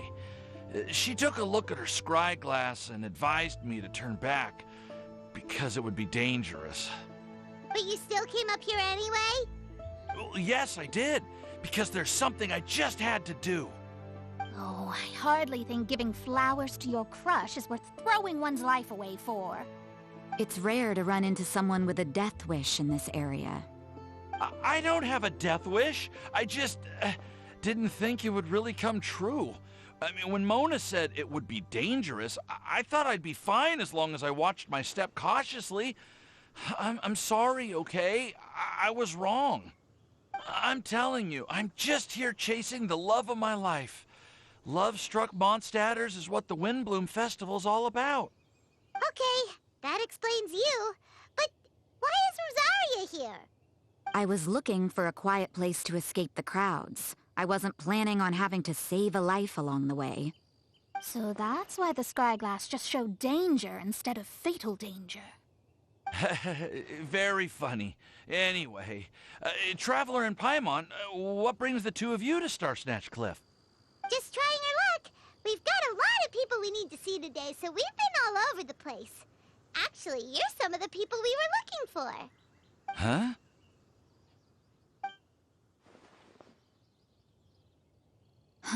I see. So, all we'll need to do is find some clues, make a note, and drop it off at the mailbox? I can't believe there's a prophecy like this, let alone that I have a part to play in it. Oh, I guess this means everyone will find out about my crush now. I came here because I wanted to give some Cecilias to the girl I love. They'll really suit her. She's... No one asked. Please, do not subject us to your gushing about your girlfriend. Oh, you saw right through me. You said you need clues, right? Well, in that case, Mona Magistus the astrologist will provide you with a personally handwritten letter. Just wait for it to show up in your mailbox. You can be on your way now. We won't keep you any longer. All right, then let's head back for now and meet up with everyone else. Will do. This is all so embarrassing. Thank you both.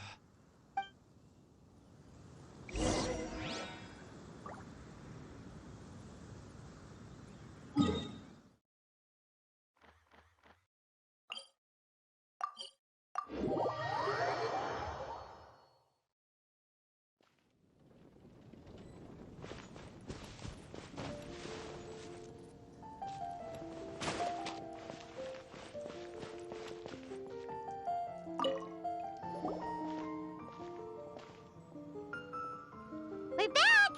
Oh, but it looks like you two beat us. Welcome back. Did everything go well? Yep, we managed to find and talk to everybody. We got back a little early, so we took some time just now to put the mailbox together.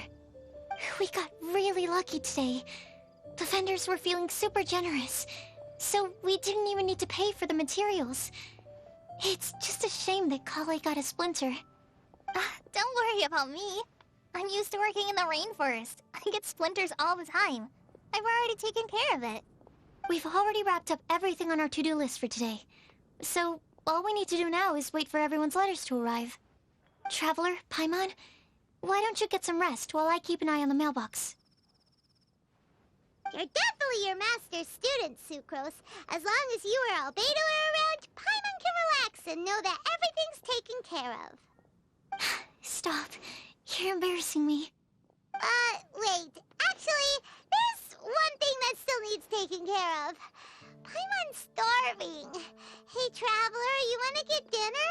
Your treat. I'll go with Sucrose to return the leftover materials to the vendors. You two, go get a proper meal. We can't have anyone going hungry. Yeah, now would be a good time for a break. Once everything is ready, let's meet up here again and collate all the information we've gathered. Sounds like a plan.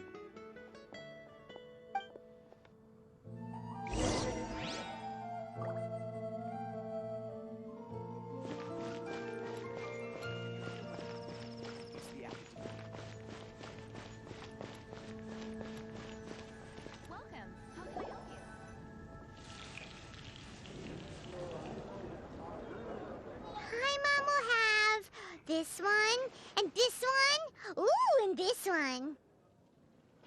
Hey, Paimon's really hungry! And don't forget, Paimon's also ordering for you, too. It's not like Paimon's gonna eat everything by herself.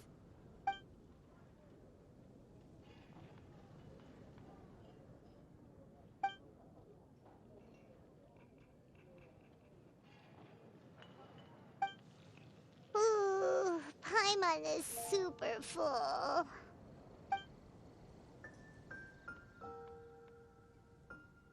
Is everything packed up and ready? What do you think about meeting up at 5 to go to my house? Yes, everything's ready. I've packed some great wine and smoked ham. Oh, your parents will love it. Ham? Look, we've known each other for quite some time now. Don't you think it's been long enough for you to remember that we only eat bacon in my house?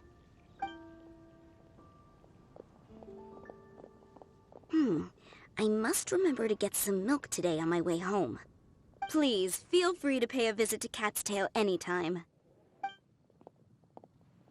Enjoying the scenery? Oh, Tone Deaf Bard!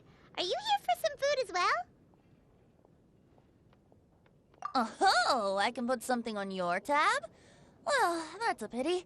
I already had a few drinks before coming here. I shall take you up on your kind offer another day. There should be no shortage of opportunities in the future. Anywho, you should be getting ready to thank me. I come bearing good news. What kind of good news? Behold!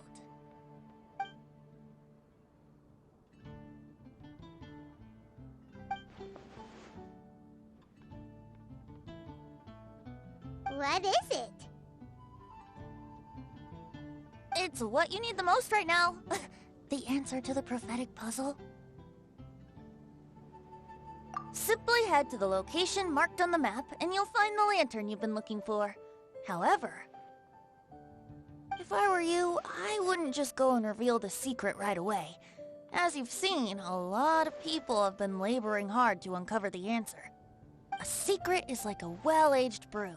The aroma from the bottle is sweetest when revealed in the company of friends. Then it's settled. I'll leave you to your business for now. Feel free to find me for a chat again once you're done working through the prophecy. Also, if you have some time, we could organize another fast-track love poem class. Oh, you're starting that up again? I sure am. Nobody else has signed up this year, though, so the duty to learn falls on you. Anyway, see you later. Venti always looks so relaxed whenever we run into him. Paimon can't help but be jealous. Excuse me, if you don't mind, could I chat with you for a moment? Oh? Who are you? You may call me Scarlet. Just like you, I'm a traveler visiting Mondstadt from another land. Mind if I buy you a drink? Leaving the door open for another time, I see. I can tell that you've dealt with a lot of people during your travels. You can tell? Well, we are very experienced adventurers after all. I can. That's why I tried to strike up a conversation with you in the first place. I was on my way to go shopping earlier when I overheard your conversation next to the crafting bench. From what I could gather, you are trying to investigate a bizarre prophecy? Yep, bizarre is definitely the word. Don't you think it sounds just like the kind of story that would happen in Mondstadt? Anyway, that's why I wanted to ask you a favor. If and when you manage to unravel the answer to the prophecy, could you let me know what it is? Not so much the prophecy itself, but Mondstadt as a nation. That's what I'm interested in. I was born in a distant land, but I have family and friends who once lived in Mondstadt for a long time. They said that it's a great place full of fairy tales and romance and recommended that I come for a visit. As it happens, someone I know has an anniversary coming up soon. So I figured this would be a good time to come here and see all the sights that she once saw. What do you think about Mondstadt so far? It certainly lives up to its name as the city of romance and freedom. We think so too. So, about the prophecy. Thank you. You're very friendly. It's been a real pleasure to meet you. I'll leave it to you then. Hope you continue to enjoy the city and have a wonderful day.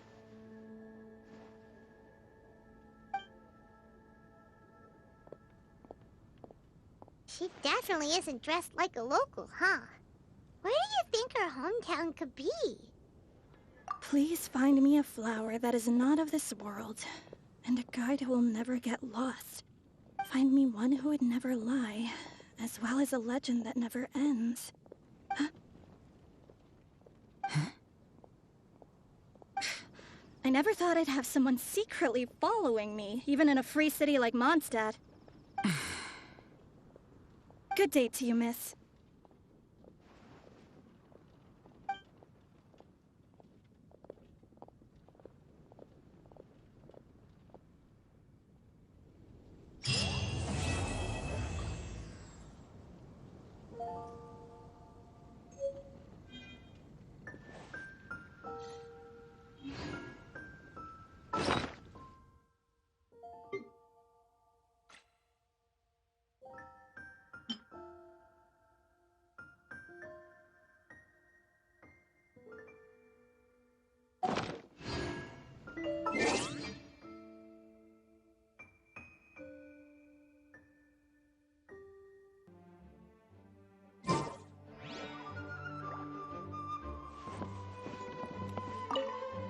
Why, if it isn't my underclassman, Sino.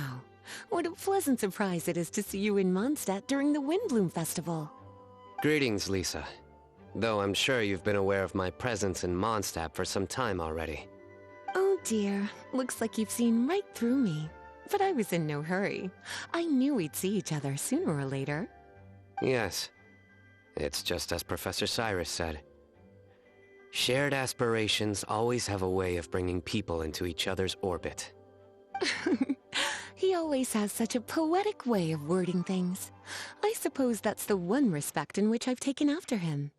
While in your case... Yes, it's his wit and eccentricities that have left their mark on you. I'm not sure that describes me very aptly these days, given that I'm now the General Mahamatra. Still, if we're going to talk about ways with words, I think my deadpan humor is far superior than our professor's. Is that so? Strange. I heard that you're just Sino the Adventurer when you're in Mondstadt. You make a good point. What do you think of Mondstadt during this time of year? It's quite nice, isn't it? Yes, it's very nice. I think I'm starting to understand your reasons for leaving the academia. I've always prided myself on making wise decisions, and that was certainly one of them. If our professor had been as sensible as you, he would have had a much easier time in his working life. Being stubborn doesn't help anybody. Well, if even you feel comfortable criticizing him now that he's retired, it really goes to show how much he's changed. Stubbornness is an all-too-common vice among scholars. I hope that never rubs off on you. I'm always happy to see you visit Mondstadt and experience the feeling of freedom for yourself. I heard the latest news about Kale, too. No doubt the traumas of her childhood will persist for a while to come. But I have to say, she appears to be doing quite better this time than on previous visits. I suppose you're something of a mentor to her, aren't you? Now that I think about it, the two of you aren't so dissimilar. The power of Hermanubis once brought you great suffering. That's all in the past now. Besides, Professor thankfully didn't treat me like a test subject for the priestess power like the higher-ups had hoped, even though I was a desert dweller. Instead, he gave me the tools I needed to lead the life I have today. He adopted me, educated me, taught me how to fit into society. I am very grateful to him. You are very gifted, and sometimes that can become its own curse. But he has reason to be grateful to you too. Without you as his son/student, he may have never changed his stubborn ways. As a fellow student of his, I couldn't be happier for the two of you. Well, look at how quickly this developed from small talk to a deep and serious conversation. That's one thing I do miss about my academia days. By virtue of being another of his students, you were as much a part of Professor's family as I. It's perfectly natural for a daughter to inherit her father's conversation style. If you say so. I suppose that means I get to call you baby brother from now on. I'd rather you didn't. Yes, there's the baby brother I remember.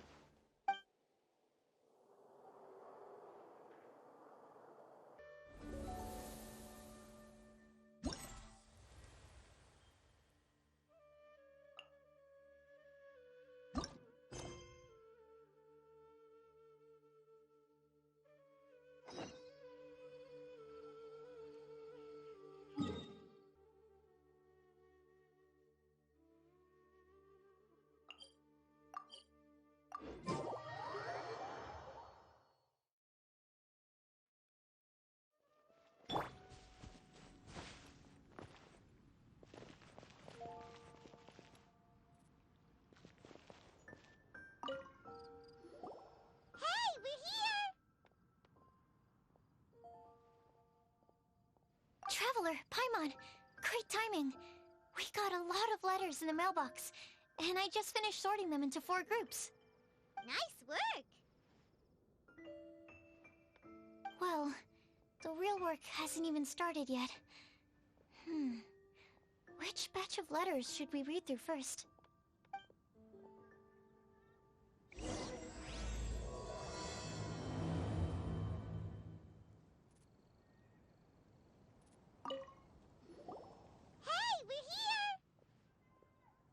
Traveler, Paimon, great timing. We got a lot of letters in the mailbox, and I just finished sorting them into 4 groups. Nice work! Well, the real work hasn't even started yet. Which batch of letters should we read through first?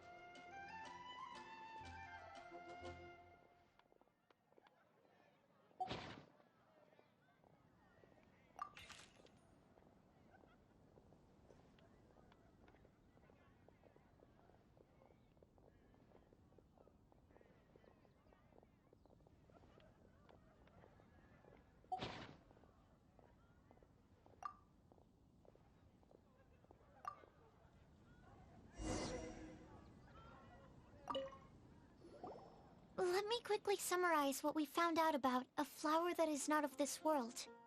Tighnari believes that on closer examination it might be logically paradoxal, while Albedo says that his answer would be better discussed at length in person. As for my answer, I think a clock in the shape of a flower would constitute one that is not of this world. Here's what we've gathered regarding a guide who will never get lost. Mona said that she'd like to join us in uncovering the secret behind the prophecy, while Bennett suggests Fischl, Mona, or the Traveler as potential candidates. Mika didn't submit much, but he did draw a vegetation map for Master Tighnari and wrote up a dragon spotting calendar for Cyno. Amber also wrote in. She said that she sees herself as nobody's guide, but everybody's friend. As for one who would never lie, Rosaria removed herself from consideration, but both Razor and Cyno are willing to support us in our search. Timaeus seems to have forgotten to write to us. And finally, this is what we've gathered on a legend that never ends. Kali said that her mom has a number of friends who like to write storybooks. Lisa believes that legends live forever in people's hearts. I think that for a legend to be never-ending, it has to be filled with hopes and dreams, and actively passed from one person to the next. So, what are the answers to the 4 riddles then? You're really smart, Paimon. I bet you can figure it all out in no time. Or, let's all share our thoughts on what we think the answers might be.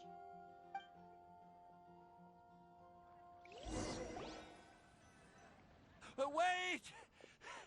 Wait for me! Oh, Timaeus! What brings you here? I'm sorry, I really am. The time just got away from me and I didn't get around to writing that letter. However, I'm happy to announce that I think I can be the one who would never lie. Huh? This is kinda sudden. Not that we don't trust you, Timaeus, but, could you elaborate a little after you catch your breath? Of course, of course.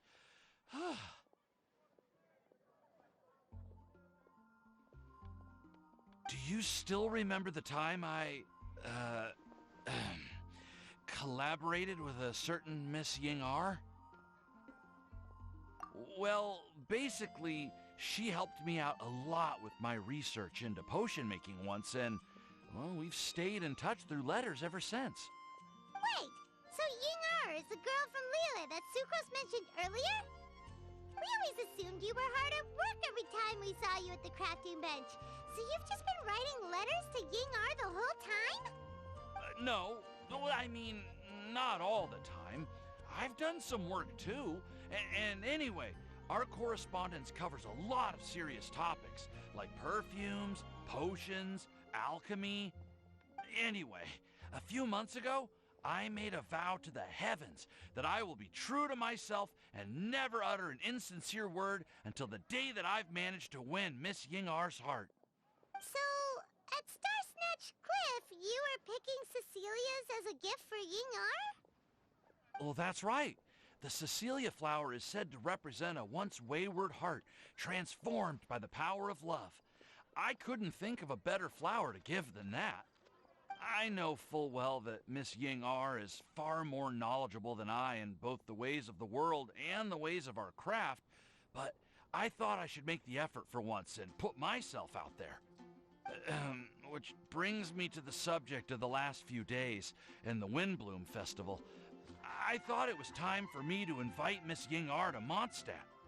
But yesterday, Albedo told me that Sucrose has been working hard to help another girl achieve her dream. Huh? And when I went to take a look at our roster, I saw that she'd done my remaining work for me. I feel incredibly guilty. I've been spending all of my time in my own fantasy world while everyone else has been bending over backwards to help other people. How could I ever hope to be worthy of Miss Ying-ar's love if I'm so selfish? Oh, Timaeus. And that's why I've decided to join you. But then what about Ying-ar? Yeah. Haven't you been planning this for over a month now? You said you were gonna invite her to Mondstadt. Well, yes. I did mention in my letters that I'd like her to visit, which is why I just sent her another gift with my hand-picked Windblooms, along with a handwritten letter. I explained that a matter of great importance has presented itself, to which I must devote my full attention for the time being. As soon as it's resolved, I'll make haste to Liyue to pick her up in person. I made sure to package the gift and letter with the greatest care. All I can do now is hope that she'll understand. Point being, please know that I sincerely want to support you in this endeavor. Plus, I think I'm an honest person. As far as I recall, I don't think I've told a single lie in my life. Well, you certainly convinced Paimon with that speech. Don't worry, Timaeus. We won't let your determination go to waste. Thank you, Timaeus. Ah, thank you, everyone. I promise to do everything I can to help. Okay, so it looks like we found our one who would never lie. Great! Let's keep it up. On to the other three.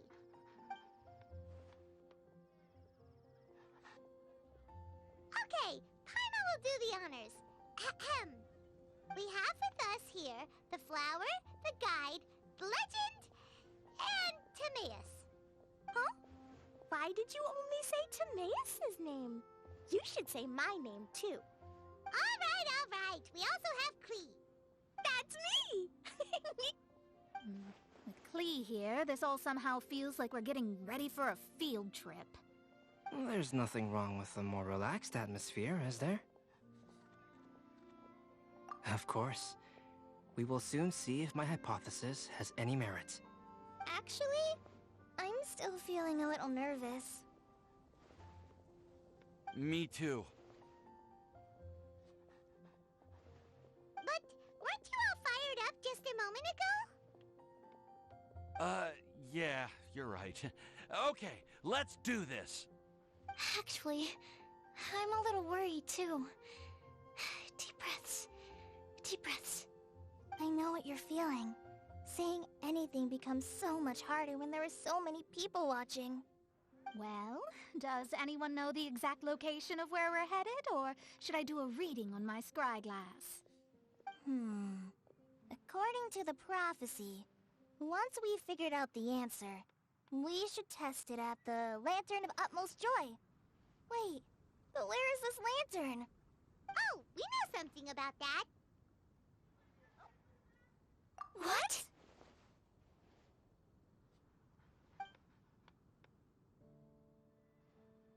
Wow, that's amazing. You really know how to do everything under the sun. Then we'll let you lead the way. This is it! We're off to find the sacred location of the Lantern of Utmost Joy!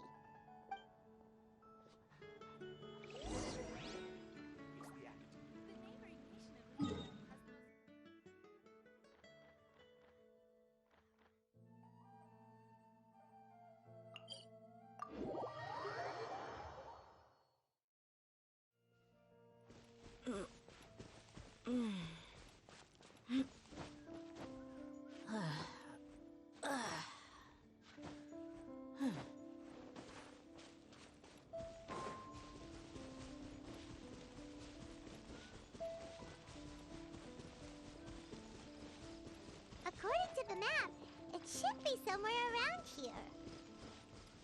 Let me take a look. Oh, it should be...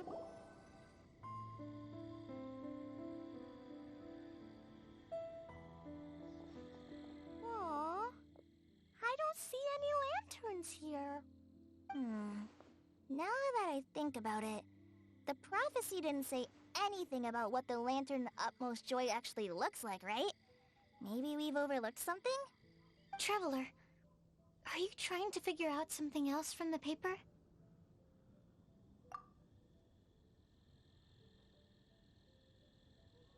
Paimon's reading too! Huh? It says to look up. But there's nothing above us! The wind didn't trick us, did it?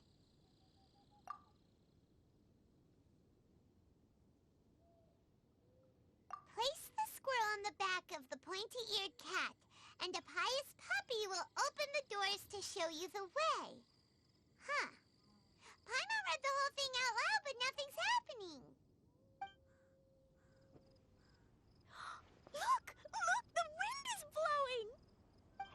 strong wind current. Let's ride it up and see where it leads us. Huh? We'll have to fly up there? Can someone carry me with them? Here.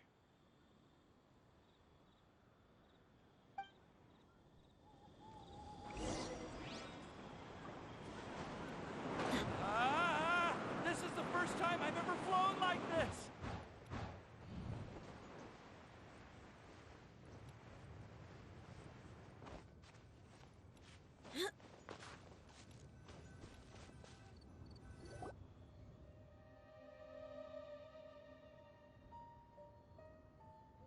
How did this little island get up here in the sky?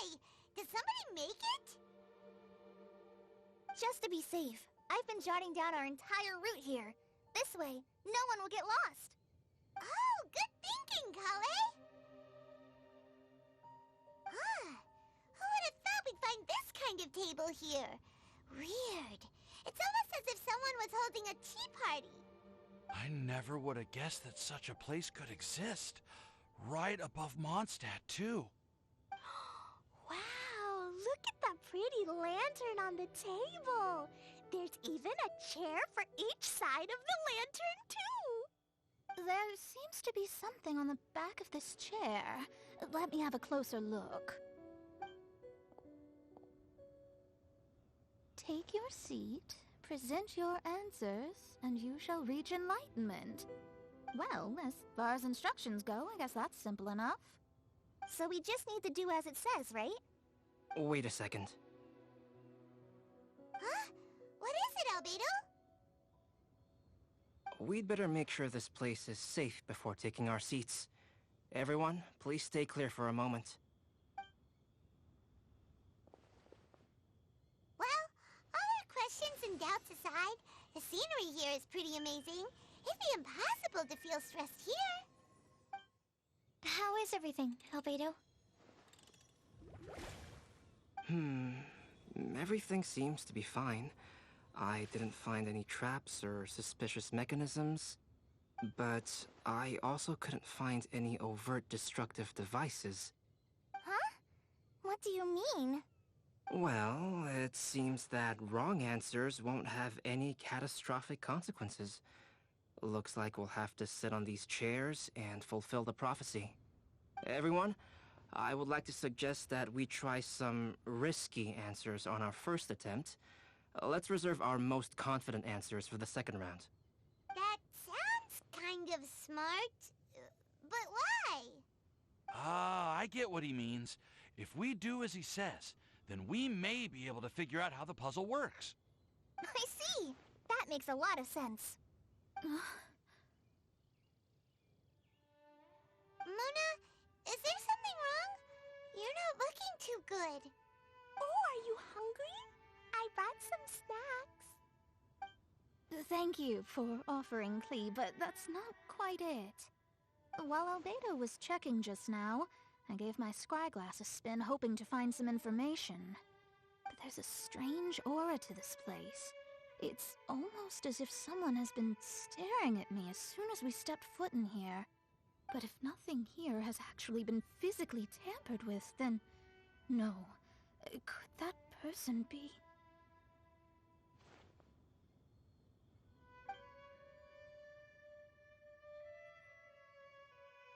What do you mean, Mona?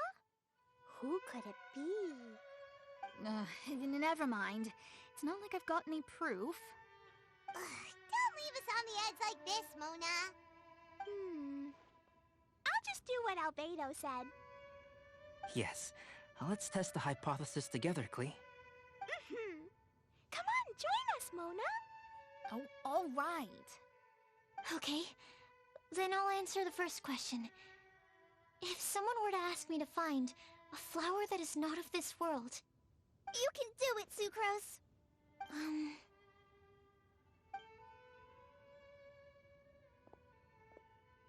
Then I would fetch a tetragenic sweet flower. All right, I'm up next. My part of the prophecy is to find a guide who will never get lost. Kale, I hope you found your answer. My answer is... that I will be that guide. For a long time, I have been guided by others. It's taken me a while, but I finally made it to where I am today. Although I still haven't made a name for myself, and I'm still quite immature, I would still like to put my name forward. Because I would like to become a guide that can help others. I want to help others the same way Amber, Master Tainari, Sino, and everyone else helped me. Now it's my turn to pass on the gift that I've been given. All right. It's up to me to answer the third part. I'll submit myself as one who would never lie. Although I've never really had any other virtues or talents, I'm confident that I've always been an honest person. I'd like to thank everyone, too, for giving me this opportunity to validate myself. And last but not least, I will answer the final part of the prophecy. There's no tale more befitting the title of a legend that never ends than our fates as human beings. Wait! The lantern just lit up! Whoa! All four sides of the lantern are glowing! Huh? But... Kale, could I ask you to stand up for a second? Oh, alright.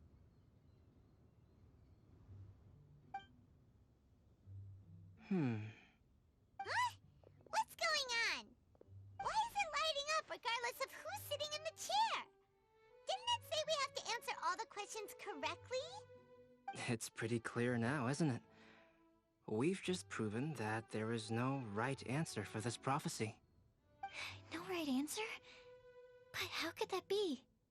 Although the instructions had come from an old and enigmatic prophecy, it is in fact nothing like the ancient mechanism that we had all imagined it to be.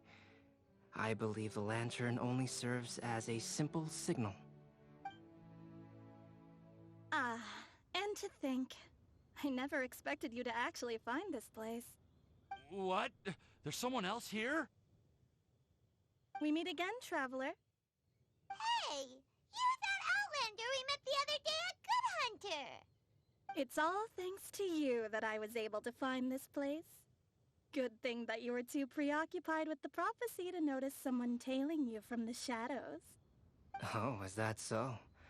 Then, why do I spy yet another person following in your shadow? Wait, really? There's no need for pleasantries. You should know I'm here for you. Is it just because I'm a visitor from abroad? I was there when you snuck your way into Marjorie's place. Huh.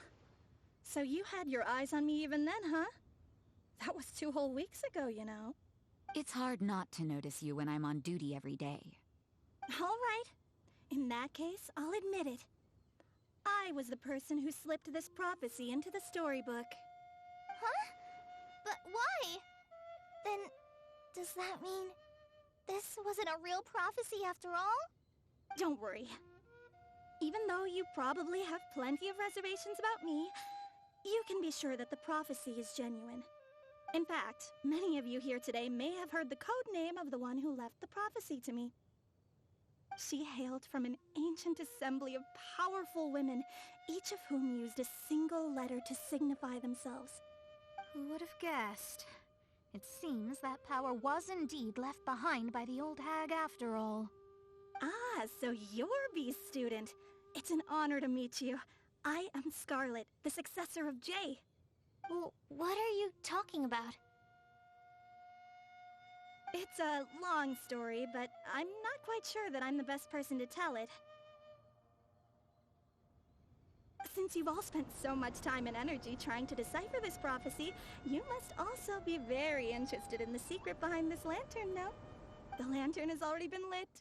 Now then, please allow me to disturb your happy peace. Huh. Why did this little thing just light up? How strange. Hello? On the other side of the lantern. Can you hear me over there? Mom? Oh, I hear many youthful voices. Madam, I am Scarlet, the successor of Jay. Oh, Since we've last gathered, Jay's successor has already become so reckless and bold. Unbelievable. Wait. Why are you talking just like the old hag? Old hag? Who would dare say that? Is that Mona? Who are you? Who dares imitate my master? And what of imitation and mimicry? It has always been a fool's errand to mimic and learn from humanity. Oh, Alice. I'm here too. Mom, why are you trying to talk like other people? So I see everyone's here. Well then, my warmest greetings, everyone. Miss Alice, why would you... Well, it's been many years since this lantern last lit up. You can't blame me for thinking that one of the old friends from my youth may have decided to catch up again. Why she sounds so coy all of a sudden? And if I recall correctly, we left this lantern in the care of the Animo Archon Barbados. You must be commended for uncovering an artifact entrusted to the god of wind himself. Tell me, are you sitting around my beloved tea party table? It's a really long table. Oh, so you are. I suppose this means even the Animo Archon has granted you entry to this place. Was all of this Scarlet's doing? Wait. Paimon's completely lost now. So what was this assembly you were talking about earlier? Oh, Miss Alice, would it be all right to leave the explanation of that to you? Well, you should be rewarded for making it all the way up here and activating the lantern. Now then, let me tell you a long and ancient story. Ever heard of the Hexenzirkel? As the spooky name suggests, it's a secret society. Once upon a time, it even challenged the Animo Archon himself. But he replied, "Let us make music, not war, and resolve our conflicts through song." From then on, the mages would only ever convene in the woods, in the skies, or on the edges of cliffs. At these tea parties, they discussed their stories and secrets and resolved their differences, as the tea and cakes bore witness to their pledge never to fight amongst themselves. Yesterday I snuffed out the life of my beloved. He had grown old and was extremely sick. He loved me dearly, so I took his fate in my hands and ended his pain. I'm raising a son. Of all the children I had, he's the only one left. But I suppose that still makes me a mother. My lifespan is nothing compared to yours, so I wish to leave you with my storybook. Actually, maybe you can pass it on to your children one day. Oh, this looks interesting. Let me scry. My dear sisters, we mustn't let prophecies threaten our bonds of friendship. Even the most frightening witch was once a little girl, and growing up can be so tough. Sometimes we all need to vent our troubles to the wind. Even if the nations go to war, or the sky falls down, the mages' tea parties shall forever be held around this table.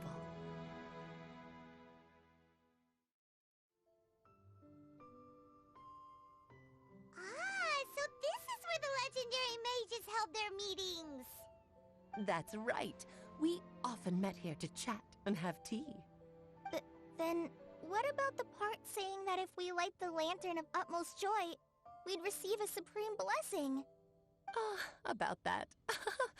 I never expected anyone other than Jay to actually read the full contents of that prophecy. It's a little embarrassing. The truth is, that prophecy was actually just a letter that we sent to Jay as a group the day before her wedding. So it was indeed written by all of you. I must thank you for resisting the urge to immediately reveal the truth to everybody, Albedo. Knowing you, you probably figured out everything the moment you laid eyes on the message. No, it took me a little longer than that. A flower that is not of this world, a guide who will never get lost, one who would never lie, and a legend that never ends. These 4 descriptions signify 4 individual mages. When a member of the organization had to leave the group to spend the rest of her days with her beloved, the other mages would write down this prophecy and send it to her to invite her for a final get-together. A flower that is not of this world signifies, of course, flowers that do not naturally exist in this world. This is the signature of our full name, Rhindaughter, also known as Gold. If there's anyone in this world who could create a flower species that does not yet exist, it would be her. The guide who will never get lost is N, otherwise known as Nicole.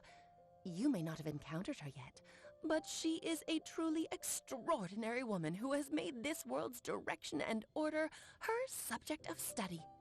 Some of you may be fortunate enough to have already heard her voice.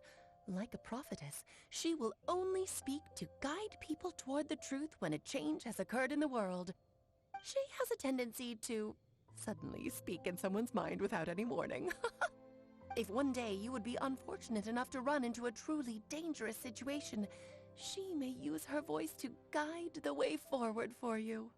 Who would have guessed that there are so many mysterious women in this world, and that they would all know each other? The one who would never lie is me. I hope no one would take offense. It's just that I, Alice, or A for short, have always had a soft spot for those with sincerity and candor. As for a legend that never ends, you may not know M in person, but you've likely encountered one of her works. Have any of you ever read The Boar Princess? Huh? I'm pretty sure every child in Mondstadt has read that book. It's also one of my favorite stories. M was an exceptional human writer who used her prose to teach me the meaning of grief. Don't you think such a person would deserve a seat at the mage's table? Paimon's getting more and more lost. It may sound hard to believe, but I can attest to everything that Alice has said. Jay was also a mortal who aged and passed on, leaving her title to her students and followers. Alice, you've never acknowledged any of Jay's successors. It's now been centuries since the first of us took on her mantle. I've always wanted to meet you. Do you also want to become a mage? Title aside, I think I'm more interested in the meaning and purpose of the Hexen Circle. I used to think that the Hexen Circle was a group of women who could control the very fate of this world. But now, I've seen for myself that besides Jay, many other ordinary people were also among you. Do you think less of us now? No, not at all. My interest has been piqued, and I'm now even more drawn towards the idea of becoming a mage. You're right. I've never acknowledged any of Jay's successors. But you are different. You are much more fascinating than any of your predecessors. Oh, has someone finally piqued Aunt Alice's interest? Now is not a good time, Scarlet, but as soon as I am able, I will seek you out for a meeting. I want you to tell me all about Jay's married life back in her hometown. So the mage who received the prophecy letter from all of you was Jay? She left the Hexen Circle after getting married? Precisely. There was only one way the letter could have been interpreted. She would have known what we meant as soon as she saw the message. We were just asking one thing of her. Please come to see us again. Before you go and settle forever with your happiness, please come share some of it with your best friends and sisters. So, the Supreme Blessing actually meant... All journeys are fleeting and will eventually come to an end. What will give us the most fulfillment and happiness in the end are those who will greet us at our journey's destination. Dear child, I believe you can also understand what I am talking about. We women will always have many troubles and encounter pains and frustrations that will keep us up at night. But no matter how hard things may become, we will cross mountains and oceans to see our best friends again, regardless of how many years have passed or how far the distance may be. As long as we can be with our beloved friends, our hearts will be filled with joy. To us mages, that's what being supremely blessed is all about. Oh. I still don't get it, but I do know that all the mages are Mom's best friends. If you ask how I see it, the Hexen Circle is just a group of ladies that I spent my youth with. Anyway, I'll introduce some of the other members to you all later. I still have a few things to attend to, so this will have to do for today. Bye, Mom! Todoko says bye, too! Goodbye, darling, and farewell to all of our other friends as well. I'm sure we'll see each other again. Oh, now that I think of it, isn't it getting close to that time of year? Yes, it's Windblume again, Alice. It's also a special anniversary date. I'm sure you still remember. Yes, I do remember now. It was on this day, many, many years ago, that Jay tied the knot. Ah, just in time for the Festival of Love and Freedom. Everyone, please enjoy this year's Windblume Festival to the fullest.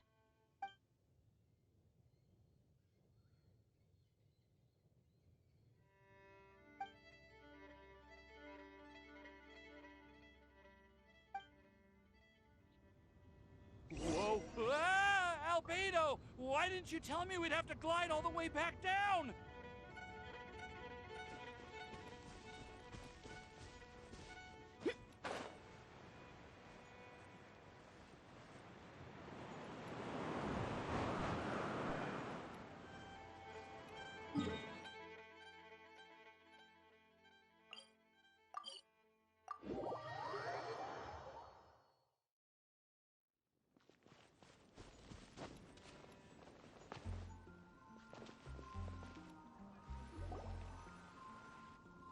Oh.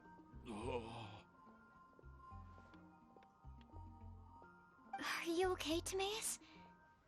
Maybe you'd feel better if you just, let it out. I'm fine, I'm fine.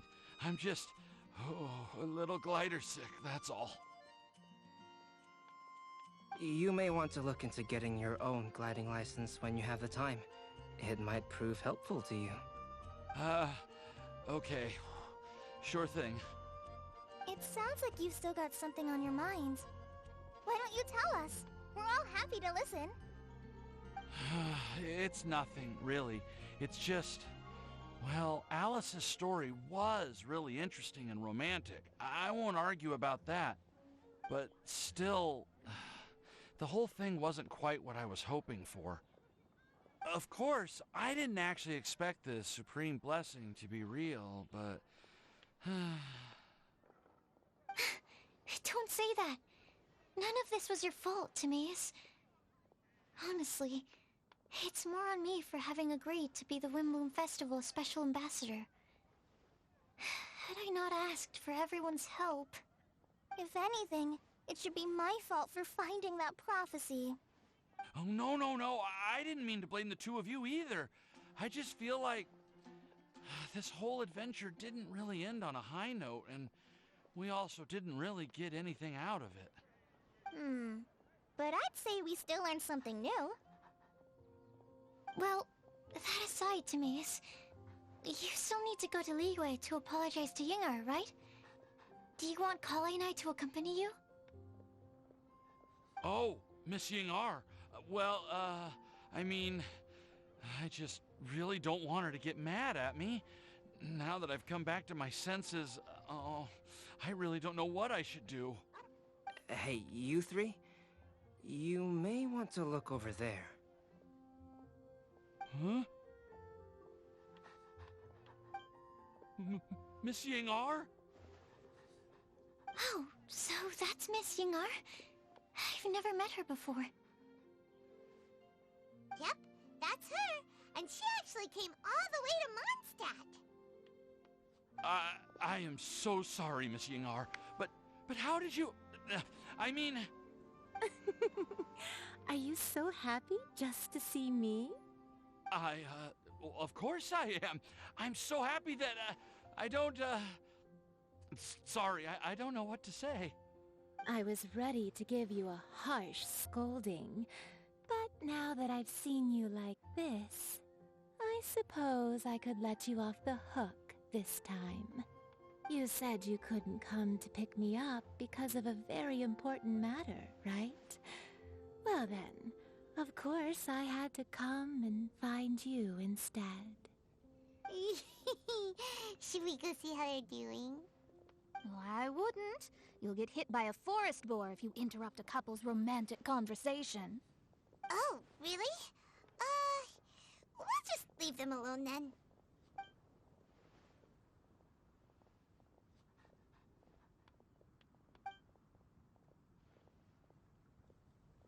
I am so glad to see Timaeus find his happiness. I have to say, I'm even more envious of you, Sucrose. You can be happy just to see others happy, and you gave me so much help without any expectations in return. Even though you said that we're very much alike, I still feel like you have a much bigger heart than I do. But if you say that, then I'd say I'm also nowhere near as brave or tenacious as you. I guess we have the same amount of positive qualities. They're just spread over different parts of our personalities. I've never visited Sumeru, or made many friends from outside of Mondstadt. I'm happy just to have met and become your friend. Maybe I'll get shy and flustered when I meet other people I don't know in the future. But that's okay too. Since we are so alike, you probably get what I'm trying to say. You just need to believe that all of your issues aren't really issues at all. But isn't it too late now for me to learn to accept myself? Well... Do you know anything about the blooming cycles of Cecilius? I may have read about that in a book before. That's a topic that my parents used to talk about back when they were still dating. Surprising, right? To think that people would talk about that while on a date. My mom brought it up at dinner one time last month. She called my dad the most boring man she knew, and said that he even turned up late to a date once, all with a smile on her face. But she also said that learning is just another part of life. It's never too late to start something, as long as you recognize that it's something good for you to do. Why don't you give it a try, Kale? Okay, I'll try my best. They're really having a great conversation. Paimon can't even find a moment to join in. I nearly forgot. This is for you. This texture... Are these seeds? Yep. I believe I mentioned my sweet flower research to you before. These are the seeds of the sweet flower cultivars that I've worked on. It's nothing too special, but they're the best cultivars that I've made. So, I really hope that you'll like them. They're super sweet, and easy to grow and keep. I'm also submitting them as my Windblooms for this year. I wish that the Animo Archon could also see how lovely they are. Thank you. I'll plant them in the Avidia forest and take good care of them. Kale, please take these notes with you. I've heard that you've been working hard on your studies, so I've prepared some study materials for you at Sucrose's request.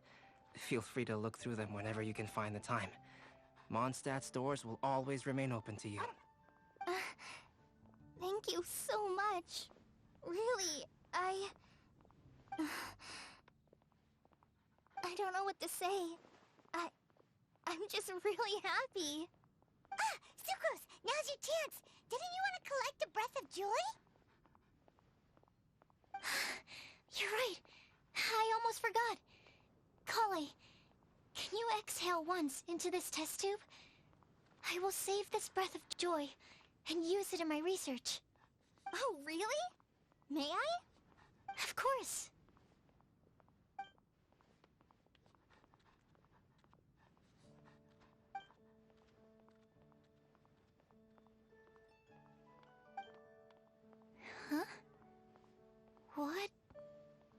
was that? It was like a little cloud of happiness, but now it flew away.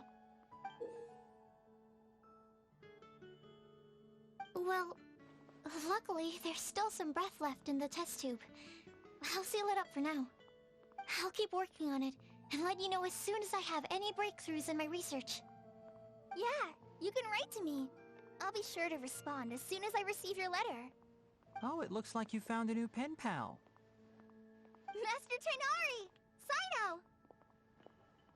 If your friendship was forged in a test tube, does that make you test friends forever?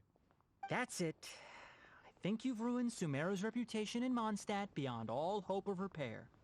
All that matters is that I've enjoyed Mondstadt immensely. The dragon here possesses a majestic form. Oh, that reminds me.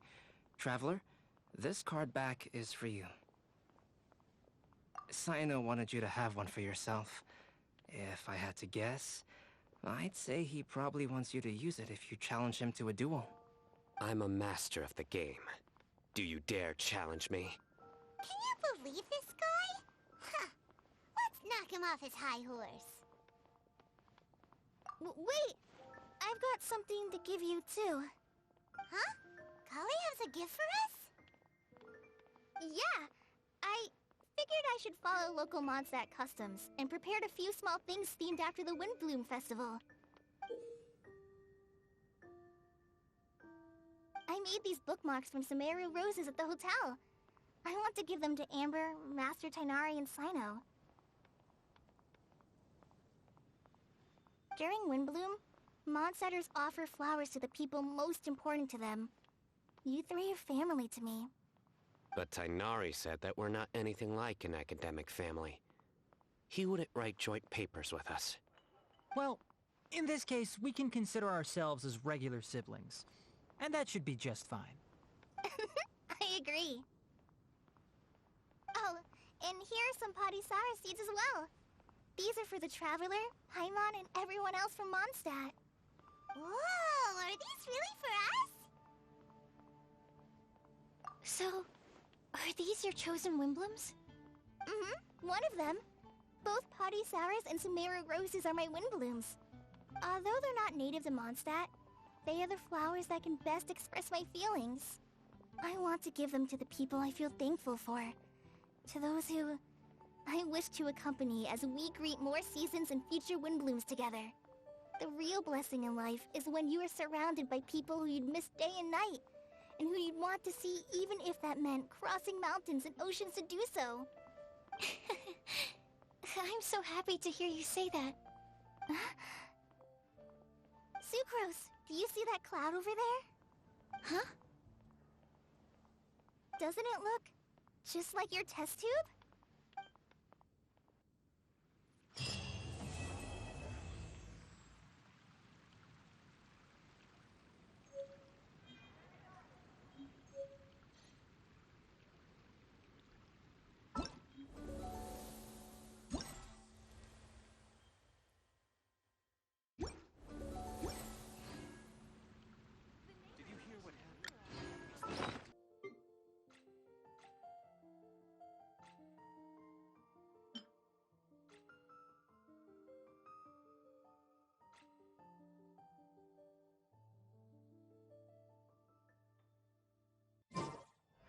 We mercs have one simple rule. Whoever pays the most is your new boss. Well, what do you think? I trust you've enjoyed this year's Windblume Festival. I'm happy to see you find the time amidst your busy adventures to return to Mondstadt and celebrate the winds of freedom with us.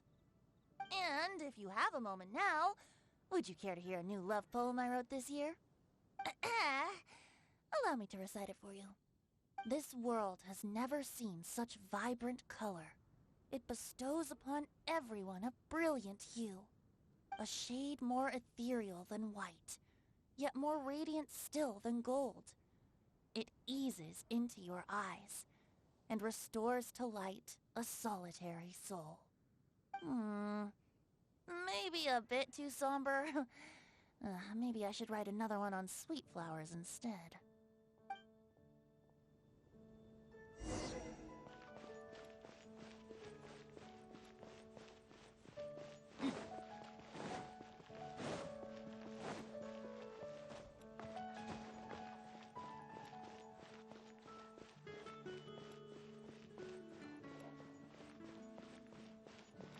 Do you have time for a duel? Huh. Really? I suppose you've been too busy with other things to pick up the game. I'd suggest you visit the Cat's Tail. There's a teacher there who's quite proficient with introducing beginners to the game.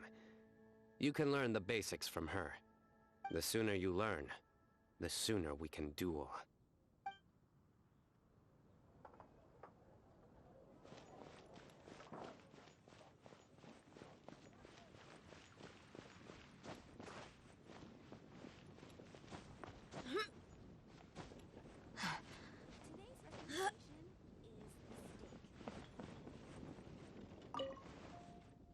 You like the card back from Sino, right? I must admit, I also spent a good amount of effort coming up with a design. His request was quite interesting. He wanted a dragon, a cool pose, and a design that would stand out and awe his opponents. Although the commission was for himself, he wanted the back to be flashy enough to draw the attention of the opposing player. Perhaps there's something that can be said about how, when it comes to Genius Invocation TCG, friendship is more important than competition. He also said that such an impressive card back should be shared with friends.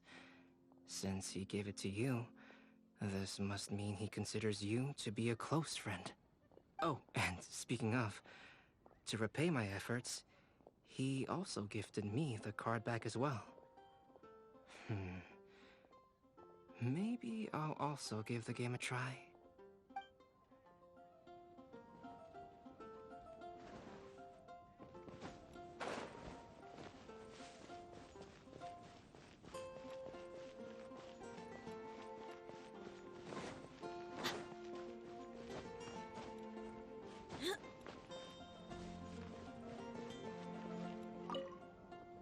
Kale, Sucrose! I brought some home-cooked food. Why don't we enjoy it together? Really? Sounds great!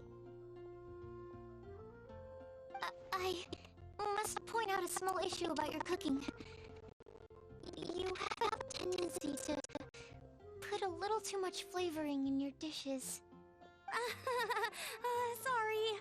I guess I've been a little heavy-handed with the seasonings lately. Are you feeling stressed recently? Do you want to find someone to play cards with? It really helps with stress. I promise. Oh, that sounds like a good idea. If I recall, both you and Sucrose are pretty good players, right? Oh yeah, we are. We've been playing together, and we were actually talking about this just a few days ago. Since you are already familiar, would you mind also showing me the rules sometime? Yeah, Kale seems to be a natural at the game. Maybe she's already the best player out of all of us. Huh? Me? That's right. You've been all talk at the tavern. That little girl from Sumeru is really good at the game. If I can find the chance, I would love to test my skills against her. Really? Isn't that great, Kale? You've become a TCG celebrity. Oh, I...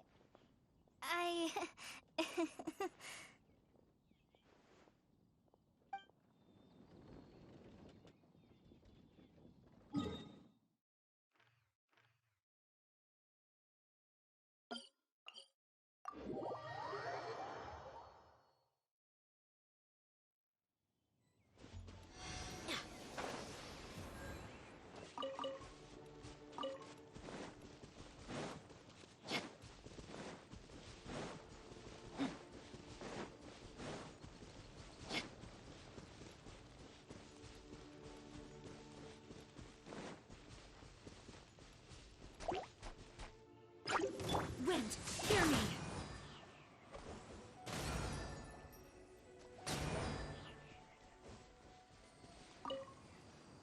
Thank you so much for your surveying tips. I had no idea that the Sumeru Forest Watchers would also have expertise in this area. You really do know just about everything. It's only natural that forest watchers and surveyors would have some similar skills. We're both constantly outdoors and on the move after all. Anyway, I'm glad I could help. If I can find a chance, I'd love to pay a visit to Sumeru as well. I've heard that the terrain is quite complicated there, and it'd be a treat to see it for myself. Yes, complicated is indeed one way to put it.